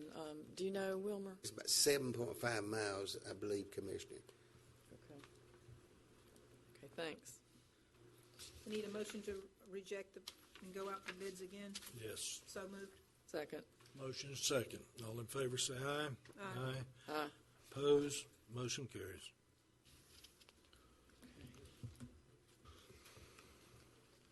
Mr. Chairman, the next item is requesting you approve the invitation to bid 014032 for the purchase of one backup diesel generator for Public Works to the low bidder. We had approved this not to exceed $42,000. The low responsive bidder was Quality Electric Supply at $31,426.09. There was one bidder that was lower, about $2,000, but was determined to be non-responsive by the fact they did not include a bid bond. So our recommendation is to award the bid to Quality Electric Supply for $31,426.09. Board's wishes. Motion to approve? I'll second, but that's one heck of a generator. Running a big building. Got a motion and a second. All in favor say aye. Aye. Aye. Opposed? Motion carries. Thank you, Mr. Chairman. Commissioners, per your direction, we've been working with our consulting engineers to develop a scope of work and a cost of that work for the stormwater issues and basins in South Walton. We have that both before you, and which will encompass all of the areas that were presented to you on at an earlier date. The prices from Atkins for their portion of the work is $169,808.63. For Purple Ridge is $146,700, and for Tetra Tech it's $177,590, for a total of $494,000 $1,098, which is a few dollars less than the $500,000. So that worked out pretty well. So your approval of this will, we will put them to work based on this scope of work tomorrow. At the cost, we would anticipate that in about 6 months, we will have all of this work done and in hand, approximate cost, and the corrective actions that need to be taken in each of these areas. I'll make the motion to approve, but then I have a question, just that, like Bill said, for my edification, why are the numbers just a little different? Is one area perhaps bigger than the other, or they're, all Yeah, we broke it down into basins. Yeah. And so some of them were more Bigger inclusive than okay. others and would take a little more work. That's all I needed to know. Thank you. Got a motion and a second. All in favor, say aye. Aye. Opposed? Motion carries. Mr. Chairman, we're requesting the board to approve a cooperative agreement between Okaloosa County and Walton County regarding County Line Road. County Line Road is in the northwest part of Walton and the northeast part of Okaloosa County. It somewhat meanders between county to county. The issue that's before us is, to date, when there was a rain event or a storm event and FEMA became involved, Okaloosa County would claim the whole road as theirs, and we would not get any reimbursement funds. So this agreement would establish what part of the road Okaloosa County is responsible for, what part Walton County is responsible for. Motion to approve. Although I want to make one note, there's also a County Line Road in Villa Tassa, which is in my district. These are often confused, and we also have about the same problem with them. That road is split down the middle. Unfortunately, we get all the stormwater from that road. So maybe at some time we need to look at Okaloosa County helping us redo that road. Okay. Got a motion and a second. All in favor, say aye. Aye. Opposed? Motion carries. That's all we have, Mr. Chairman. Mr. Bagby. Mr. Chairman, Commissioners, first item we have on the agenda is approval of the request to approve and award the contract to RBM Contracting for the Legion Park boat ramp in the amount of $57,573. Board's wishes. Motion to approve. Second. Got a motion and a second. All in favor, say aye. Aye. Opposed? Motion carries. Mr. Chairman, the second item is we would ask that you direct the county administrator to contact the owner of the parcel that we've been leasing across from Gulf Place and determine if he is willing to sell that parcel to the county that we can use as overflow parking for Ed Walleen Regional Beach Access. And just FYI, I have reached out to Mr. Jones, and he's to give me an answer in the next few days whether he has any interest or not. Motion to approve. Second. Motion and a second. All in favor, say aye. Aye. Opposed? Motion carries. Mr. Chairman, Commissioners, the last agenda item we have is request to advertise and hold a public hearing on October 28th, 2014 for a budget amendment to move $250,000 from emerging market reserves to promoting or recruiting for additional air service to the Walton County area. And Yeah, one correction on that, Jim. I think it was 500,000 instead of 250. I thought that was the. yes, ma'am, and that is the amount that you and the administrator at Bay County Airport or Panama City Beach Airport had talked about, and if that's the board's wishes to increase that amount to $500,000. They are trying to recruit 2 different air carriers, one that would have a direct flight from Houston Bush International and one that would have a direct flight from New York City to come into the Panama City Beach Airport. And so when you say Walton County area, I thought, well, of both airports, but you're talking specifically of the Bay County Airport. Well, the only proposals we have are from Bay County. I did receive a letter from the administrator over at VPS asking if they were eligible for help, and I went back and quoted the ordinance that y'all passed when you passed that additional half-cent emerging, and it was for the Walton County area. So either one of those airports would be eligible, is what I told him. But he does. We'd like for us to reach out to that airport because Well, they don't have a specific proposal that they've brought to the board or to Yeah, well, I think we GDC. could let them know that we would be. But I did tell them that they were eligible based on the ordinance, because that's the I way think it we could reads. definitely let them know that, that's part of the plan. But one of the things too is that, this is just an account that would have money in it. It wouldn't necessarily all go to them or for a specific thing. They have to make a specific request to Right. us. Right. Correct? And, Right. And, yeah. And so, So this That's is kind of just putting in Yeah. the current year budget money so that we could come back, and we'd still come back and get your approval, because what they're talking about, I think, is one of them is 150,000 is for the first one, and then the other one's more, obviously. What you're asking is just to roll the money forward into the current budget year, and then you'll be coming back to how to spend it? Yes, sir. Okay. And roll it forward or pull it out of those reserves. I understand what Why do we the need to pull it out? differentiation. We're rolling forward from 2014 because we really haven't put that money in the reserves yet. Similar to what we do with capital projects and grants that aren't completed, usually in the month of October, we roll those monies forward so that the board can have them available to them at the time of action. All right, are we talking 250 or 500? Yeah, I'm just trying to remember if we have 500,000 additional in that half penny that was generated to roll forward. I think that's important. before Yeah, we I would make this defer to Melissa. I can't remember right off the top of my head. I know how much is in the reserves. There's over $4 million in the reserves that are tied to that half penny, because I haven't gotten to otherwise it would have to come out of that $4 million pot or the. As an aside, the board can take action on the first 250 at this meeting, and then at any future time can take action on the other 250 if that would help expedite things. well, it would. One of the things that we had this big meeting with them, one of the things that it's kind of like the economic development wing, is that you can't really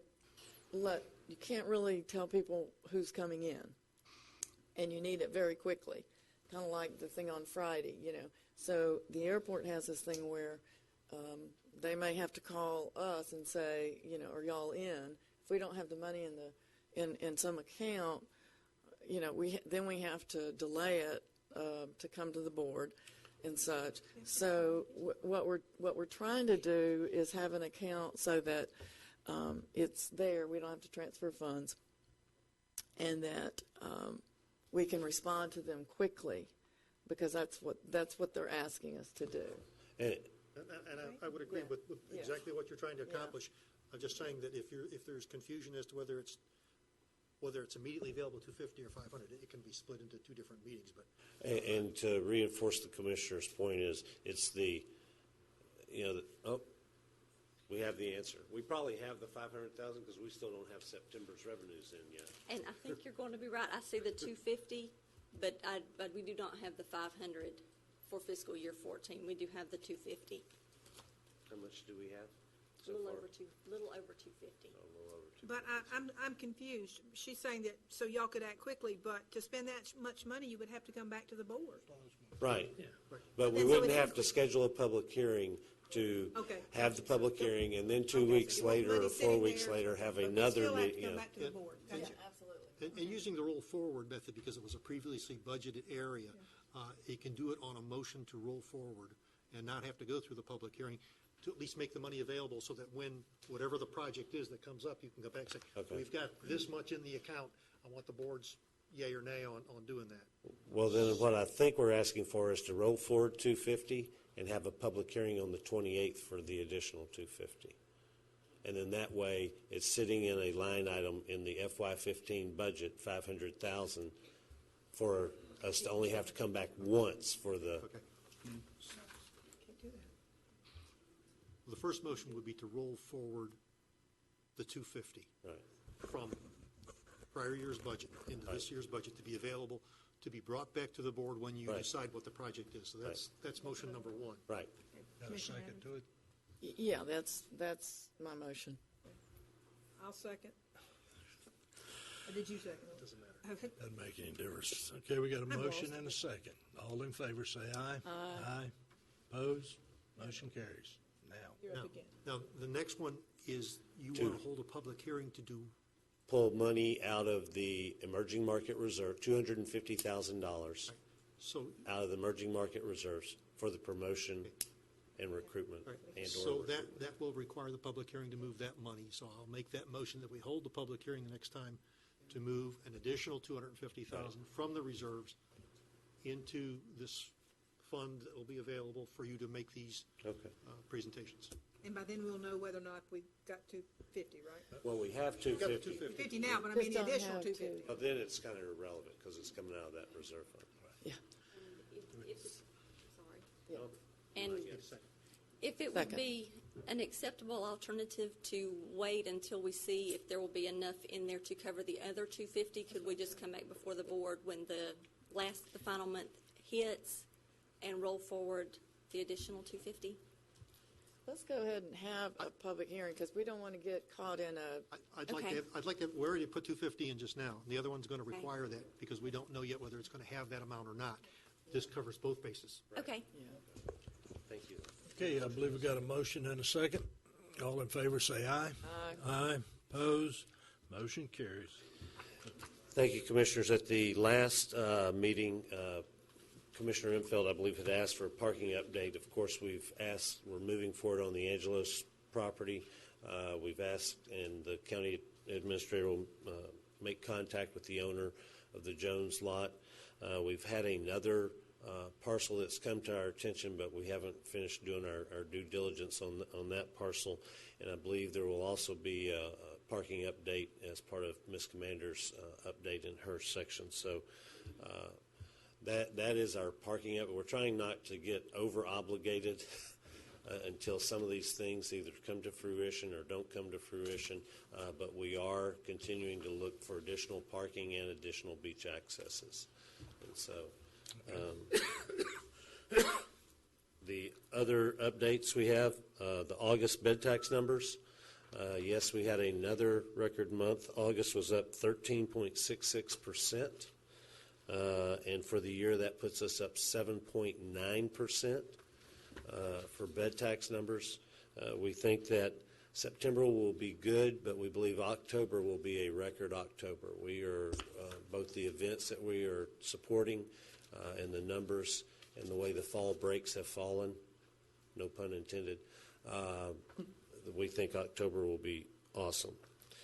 I would like to, we've advertised, or at all the briefings we've done on the beach nourishment easements, we've stated that they were going to occur on the October 28th meeting, which would be the meeting at the south end. And I understand Mr. Chapman will not be there because he'll be canvassing, and I believe possibly one other commissioner won't be there on October 28th, and I just need guidance if you want us to keep that on the agenda for the October 28th meeting, or if you want us to move it to the November 12th meeting when you'll have all of you there. Well, what's the board's wishes on that? well, I think it'd be good to have a full board. I do too. Yeah. I would move that we have it on the 12th. Second. Did you motion for? Yeah, that was my motion. I moved that we would have that particular So move it to November 12th. on the 12th, the Okay. TDC's presentation of the easements and the subsequent vote or non-vote by the board. Okay, it's a motion. Got a second? Got a motion and a second. All in favor, say aye. Aye. Opposed? Motion carries. And then our last item that we want to update you on, I think I sent you all pictures of the damage at the Miramar Beach deck. We expect to have 2 bids in hand tomorrow. Not sure the amount that those bids will be, but we would like to fix that under emergency conditions and get the protection. We've got a little plastic fencing up there now to try to protect, but we lost about 100 feet. Fortunately, we think everything is fixable and replaceable without having to do any concrete work or anything like that. So, The person left after it happened? The person's friends took his keys and took him to the Circle K. My understanding, he was arrested, and FHP made the report, and he was had been drinking. I know that's probably shocking. So that's the only other update we have, subject to your questions. You're asked to go forward on an emergency basis. What would the not to exceed amount be? Having not talked to either one of the contractors, I can't really give you an estimate, but I would guess, I would even hesitate to guess, to be honest with you, Commissioner. Probably $50,000 at the most, and I doubt that it would even get half of that, but. I make a motion to approve not to exceed 50,000, but it's got to get done. Yeah. Okay, we got a motion and a second. All in favor, say aye. Aye. Opposed? Motion carries. Thank you, Commissioners. Thank you. Mr. Davis. Thank you, Mr. Chairman. The first item I have is a request to advertise and hold a public hearing on October 28, 2014, to consider an ordinance recognizing and formalizing the Inlet Beach Water Systems exclusive franchise to operate and maintain a public water supply and sewage collection and disposal system in Walton County. As you may or may not be aware, we were in a lawsuit many years ago involving this particular issue. We were essentially ordered to do this. It's kind of not been done, so we are presenting the franchise agreement to you. Since the original presentation, I have made changes which the franchise holder has agreed to on sections 13 and 14. I believe they should be in your packet. Essentially, those changes were that if they have to, if in order to further the purposes of the franchise, that they have to go through eminent domain in any area, they would come to the board and ask for permission, essentially, to do that. And that was the large change that we made. So we would just ask that you advertise it for public hearing and adoption on October 28th. So moved. Second. Got a motion and a second. All in favor, say aye. Aye. Opposed? Motion carries. And speaking of franchise agreements, the next item is a request to approve the 8th supplement, it should be supplement to the amended and restated franchise agreement. And I'm asking you to make this motion conditioned upon the receipt of a consent from a bond insurer insuring the existing bonds. This is for regional utilities to expand their franchise area into the area in Walton County that's going to be included in the Bay-Walton Sector Plan.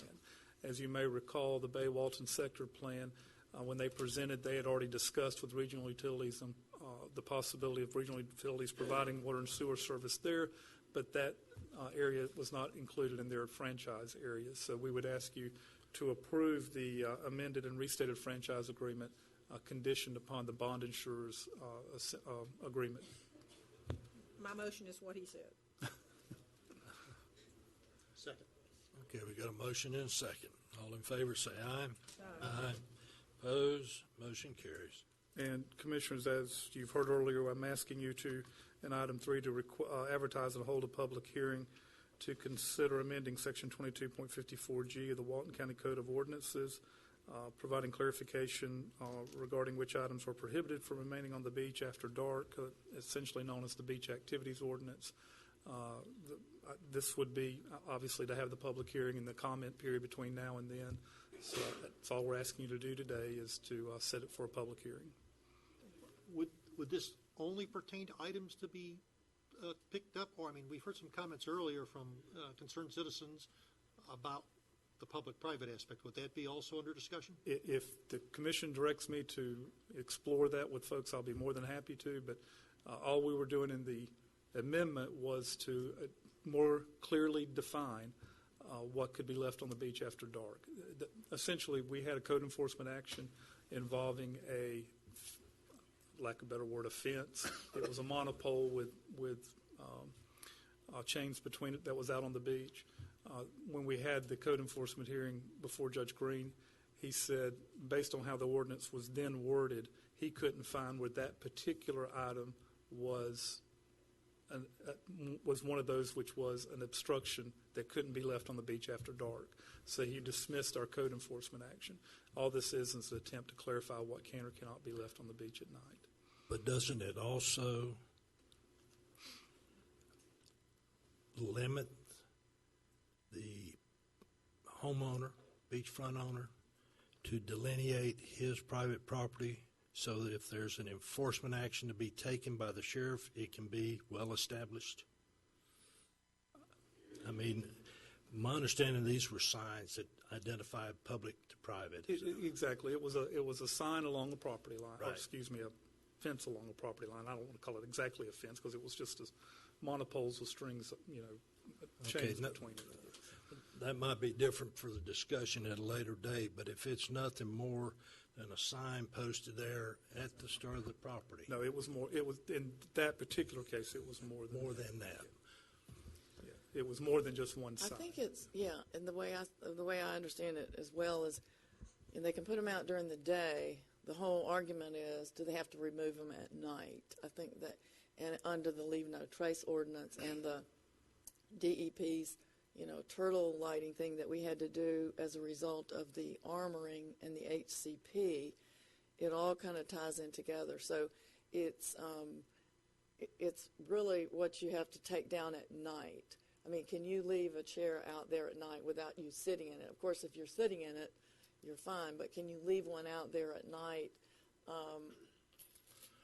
That's the question, I think. My concern is if a person is, apparently, as I understand it, if a beachfront owner, he must get state approval, I guess, from DEP to put that sign out there delineating his private property over public property. And I guess leave no trace behind requires it be pulled up every day. Well, at night, that's what I mean. It depends on. Hang on, there are more facts than that. It would depend on where it is. It depends on where it is. It's not the way I understand DEP's regs. It's not. You can get a permit for a monopole to essentially have a no trespassing sign. I don't know that you can do more than that necessarily, but I do know you can do that much. Okay, Dr. Riley.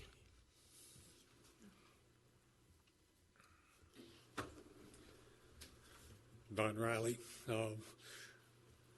as much philosophy as anything, but as directly applicable to this. First, let me say thank you to Commissioner Pridgeon for his, not only for his years of service, but for his dedication to private property rights. There is, it seems, some uncertainty in listening to what Mark has had to say as to precisely what can and cannot be done. There are certainly some vagaries that are unknown with regard to what the DEP might or might not do. The impetus of government is unquestionably, be it Washington, be it Tallahassee, or be it here, a steady accretion of power. And thus, in this particular case, is an exemplar, property rights. And those property rights come from the owners of that property. The owners of that property are not Walton County. They are not the state of Florida. They are not of the United States of America. They are part of it, but they are not owned by it. They are owned by people who have deeded private property rights. There is a tension between what is perceived as the public good and what is perceived as inviolable private property rights. And this tension didn't start here in this room. It didn't start this year. It started a long time before this country did. It's part and parcel of mankind and property. And y'all have got a tough job. However, how many of you would agree with the direction that this country has taken with regard to the rights of individuals that are guaranteed by our Constitution? I think most of you would agree that, in fact, this country has moved too far away from those things. We've gotten to a point where we can justify a further accretion of power to a governmental entity simply because of what has been done before. The same process has incrementally brought us to this point where we can say, you know, we are going to ignore the purpose of government itself in this country. And I read about it, I'm sure most of you do too. And the reason that government was put forth was to defend the rights of individuals.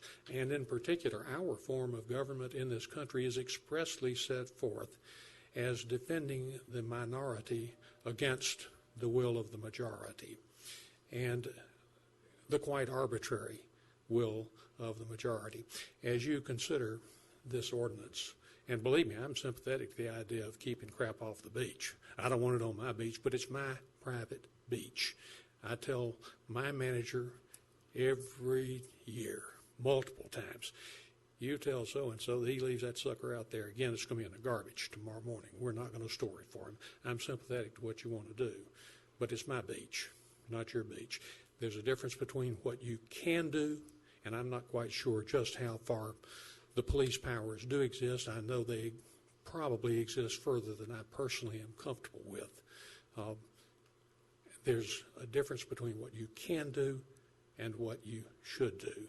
I would urge you to use restraint as you reach to take from private individuals. Thank you. Thank you. Ms. Harris?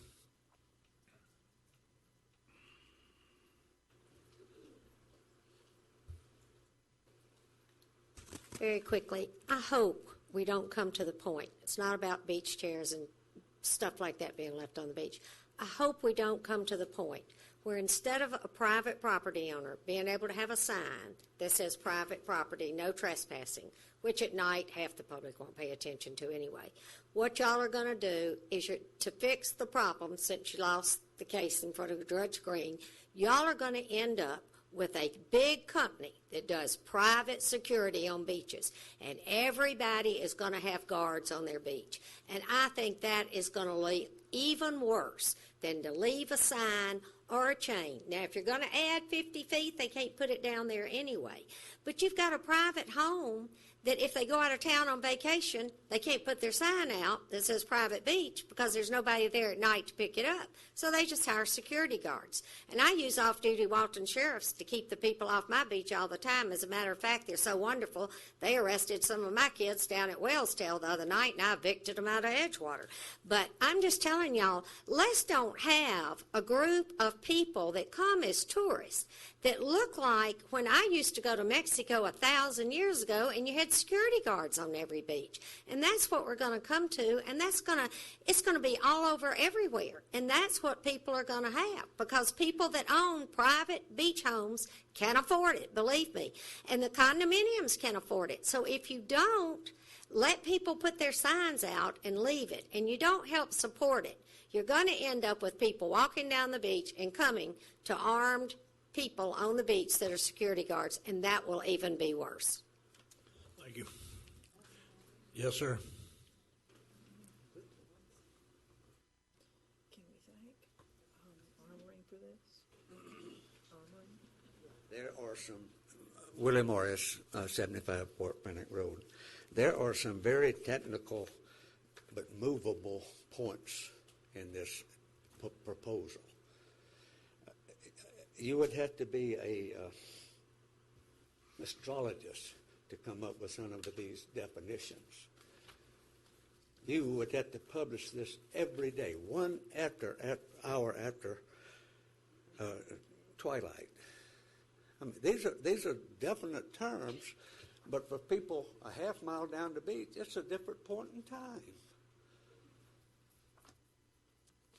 That's so vague, it can't get any more vague. But the big thing, it is onerous. What you're trying to do is to make it onerous for the person to do what he should be able to do with his private property. And as again, not trying to be in the face of you or anybody else, but just trying to do with his private property and enjoy it. And some of these things that you have written in here, proposal,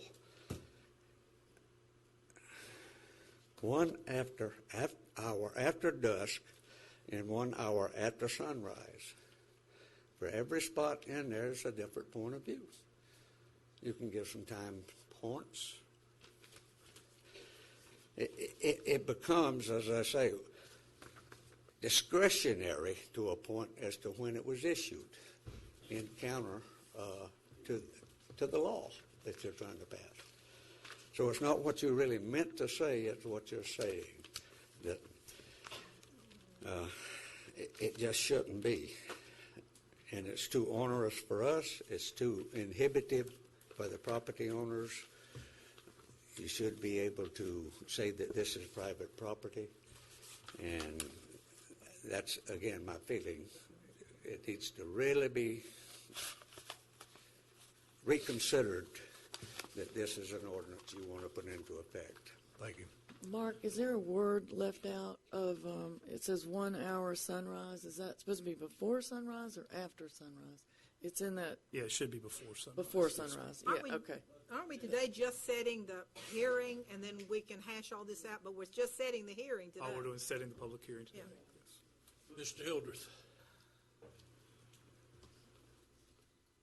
Gosh, I missed that. I read that 100 times. Emmett Hildreth again, same thing. I think that what we're really asking as beachfront property owners, we're asking you not to pass the buck. Take responsibility for defending our Constitution, our state statutes, and our private property rights. Don't pass the buck. In all due respects to Mr. Davis, the county attorney, we could have 40 workshops, endless workshops from now till Timbuktu. It's not going to change the basic issue, private property, public property. You might as well just take it on the responsibility of making the decision that private property is private property, and people who pay millions for a piece of land on the beach are not going to back down to the county imposing their will and their ordinance in limiting what they can do on their private property. The Constitution does not support county involvement to that extent as this previous ordinance displayed. Judge Green ruled against the county. He ruled against the county. He ruled that this invasion of private property was not right. You're not going to win this argument in the courts to impose your will on private property. It's just not going to happen, and the beachfront property owners are going to stand firm. We don't need more workshops. We just need you to assume the responsibility of defending the Constitution and the private property rights of the citizens on the beach. Thank you. Thank you. Sir, you can come forward, but like I said, all these comments that are being made right now will be heard at that hearing. But Thank you, sir. I didn't want to leave the board with the impression that Judge Green overruled or made a ruling that was more forward than what has been stated. Mr. Davis is absolutely correct. Judge Green's ruling was that with the way the statute was written, it couldn't be enforced. I don't want there to be an impression left with the board that that he did anything other than that. The ordinance can easily be fixed by following the same option you had with 2231E, which exempts dogs, the private property owners who have dogs on the beach. It's the exact same thing, and it's your last page of the presentation I gave you. If you were to add that subsection to the proposal that Mr. Davis put, it would separate out the private property. It would all be solved. Thank you. You didn't give out enough of those. I'm sorry. Some of us didn't get one. Hey, Mr. Dunaway, if you'll just email it to me, I'll make I will. I'll provide that. Thank you, Commissioner. Okay, so we need to, I make a motion that we set a public hearing on November the 11th, the 12th. Oh, that's right, we're moving it to the 12th. To the 12th, 4 o'clock.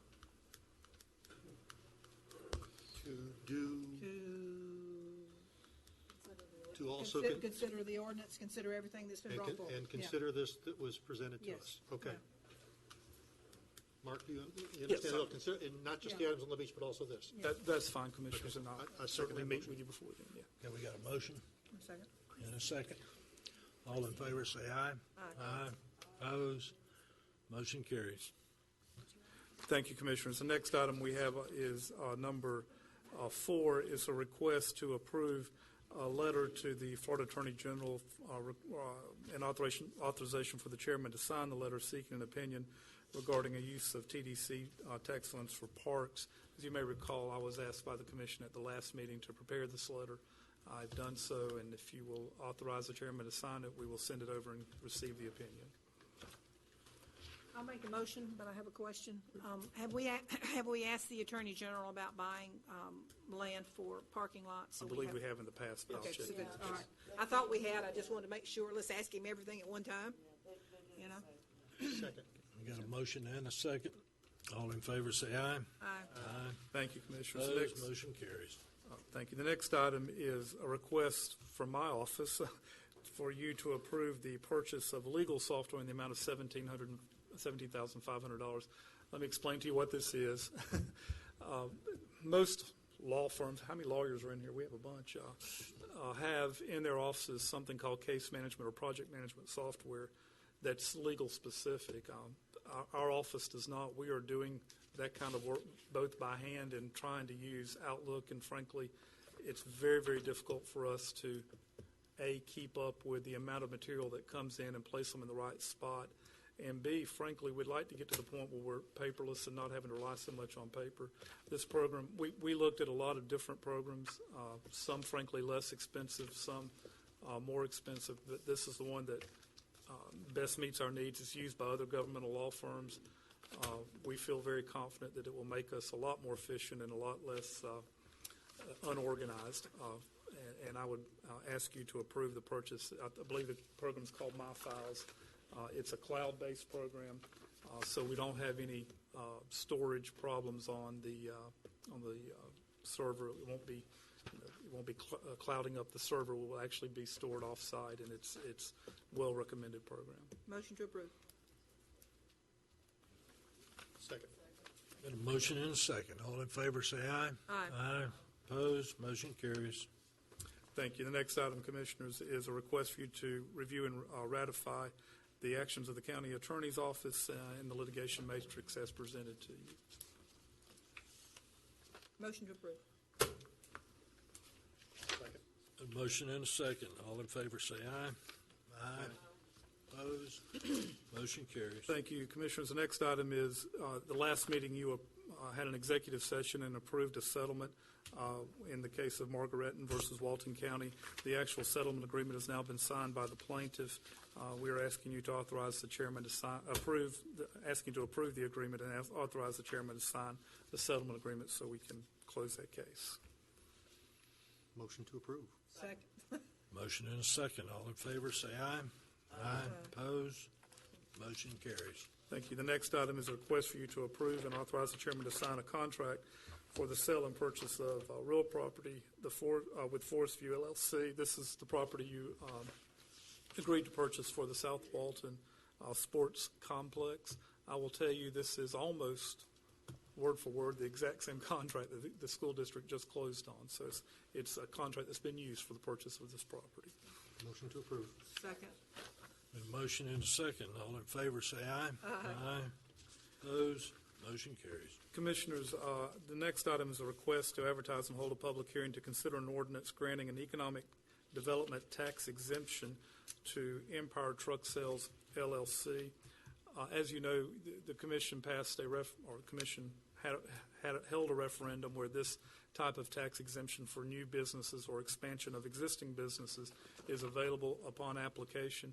It's a fairly weird statute, but essentially the person who has the new business or the expansion of the older business applies to the tax appraiser, who then certifies that the amount that certifies certain numbers, including the amount of impact this could have on both our tax roll and the amount of taxes collected.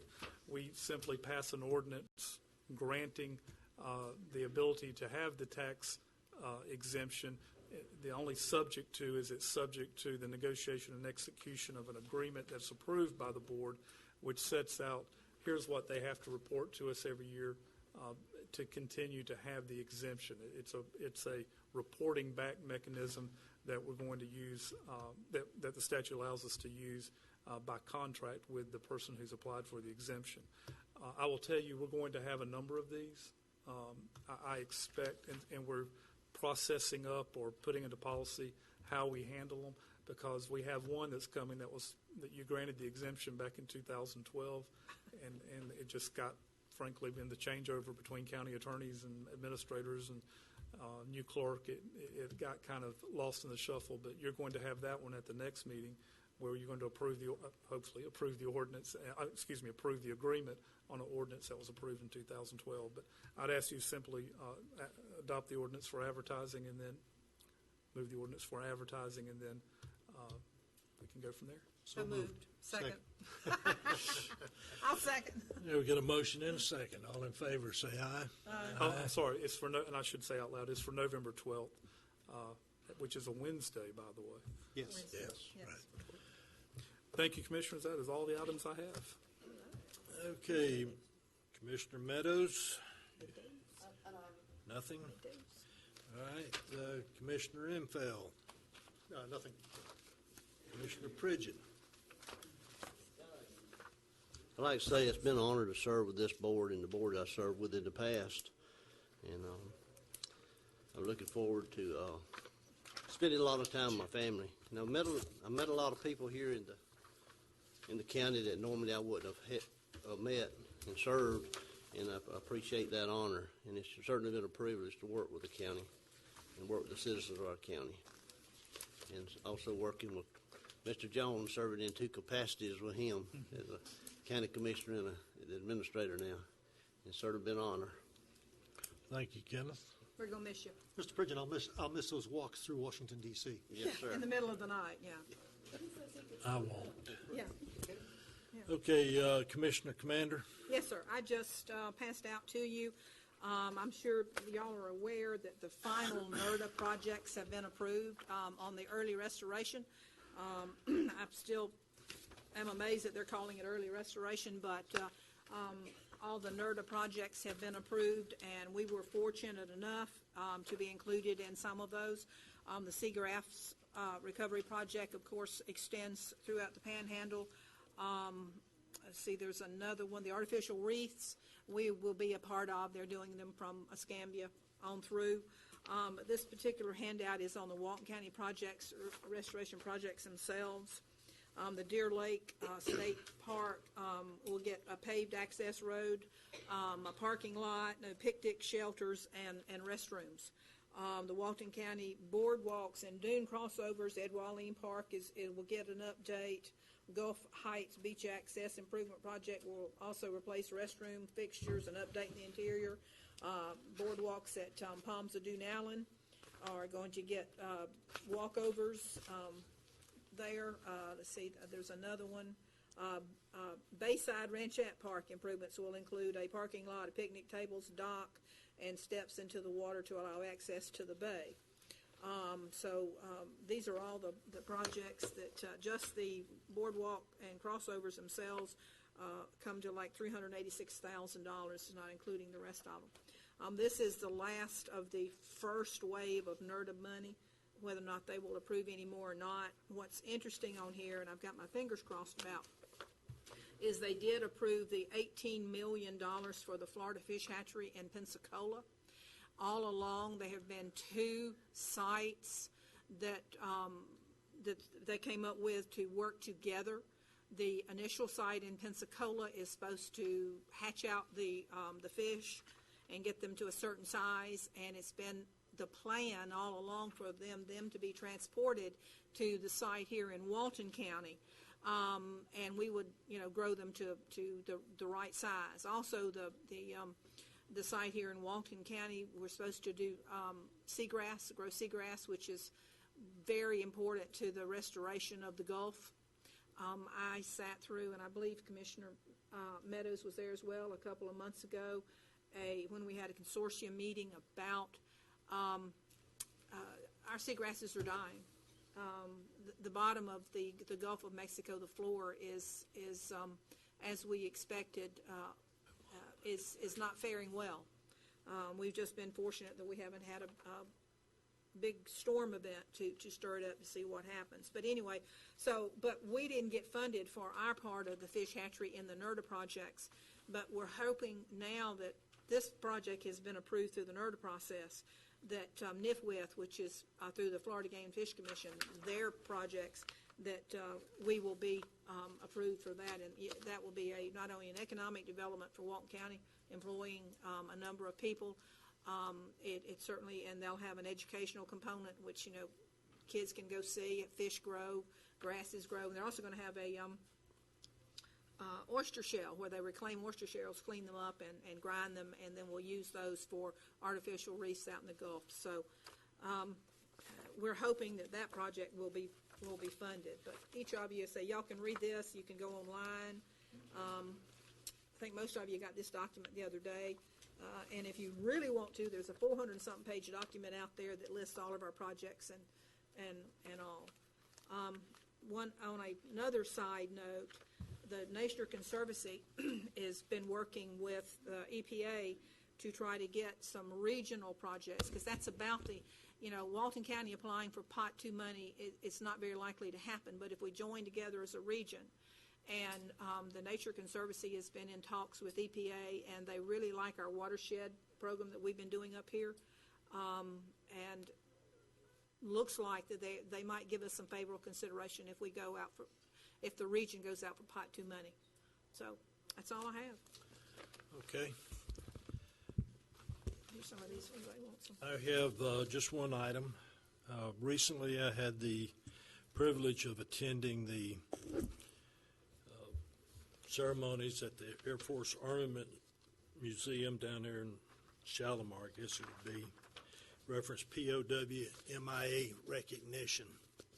And there I met Sam Houston, not the one from the Alamo.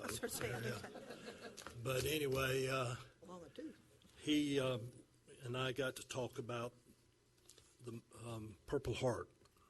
Of course, it's one of the first decorations given to the common soldier back there in George Washington's day. Now, what they have done is they have created Chapter 811 of the Purple Heart country. And as such, they have named it after one of our local guys, our hometown boys, Mr. Sergeant Timothy Paget. And it's named after him in that regard, who lost his life in battle. I'm asking the board to pass a resolution on behalf of the citizens proclaiming that we support the designation of Purple Heart Country in Walton County, and also it'll be recognized in the 7th day of August of each year as Military Purple Heart Day, not only in the state of Florida, but in Walton County. So moved. Second. Got a motion and a second. All in favor, say aye. Aye. Opposed? Motion carries. Is there any other additional public comments? Seeing none, any recap from staff? We got a land. Oh, I know that. That's quick. Well, all right, I'm sorry, Mac.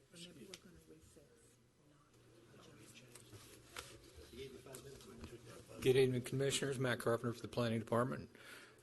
First item we have is a request to reject proposals on a previously advertised request for qualifications for the Hazard Mitigation Program grant writer.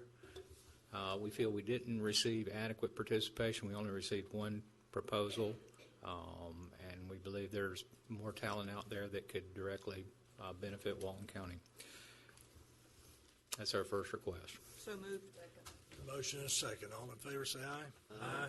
Opposed? Motion carries. Second request is to re-advertise or advertise an expanded RFQ that we broadened the scope on. We were originally planning to try to request a piggyback contract off of Jackson County procurement, where they've engaged an experienced hazard mitigation grant writer and disaster recovery specialist. However, they're in the process of going out for a new solicitation, and we determined that just starting fresh here in Walton County with the right solicitation for services would be the best approach to get us what we need as quickly as possible. And that would be our second request, a request to advertise a new RFQ for. Motion to approve. Second. Motion and a second. All in favor, say aye. Aye. Opposed? Motion Thanks carries. for all y'all's work on this, because I know it's like a tedious. Renee has done. Yeah, we do have a, not on the agenda, but we do have a brief update on the grant funding opportunity, if we could have just a couple of minutes. Proceed. Renee Bradley, Planning Department. Thank you for the kind words. I basically want to go back over. I've met with each of you to update you on where we're at with the local mitigation strategy. Just let you know our plan is required to be updated in January 2015, and we're working on that and our update of our project list. Also, to let you know about the funding availability. From the Hazard Mitigation Grant Program funding summary we received from the Florida Division of Emergency Management on September the 17th, they announced the availability of hazard mitigation funding funds as a result of recent presidential disaster declaration for the Florida severe storms, tornadoes, straight-line winds, and flooding. This is FEMA number 4177 DRFL. Walton County. The first 90-day estimate was an amount of $372,778.50. And that's really all I have for the board at this time, and I thank you all. All right. Thank you. Thank you, Renee, for your hard work. All right. Anything else? Being nothing, we stand adjourned. That makes the funniest sound. You need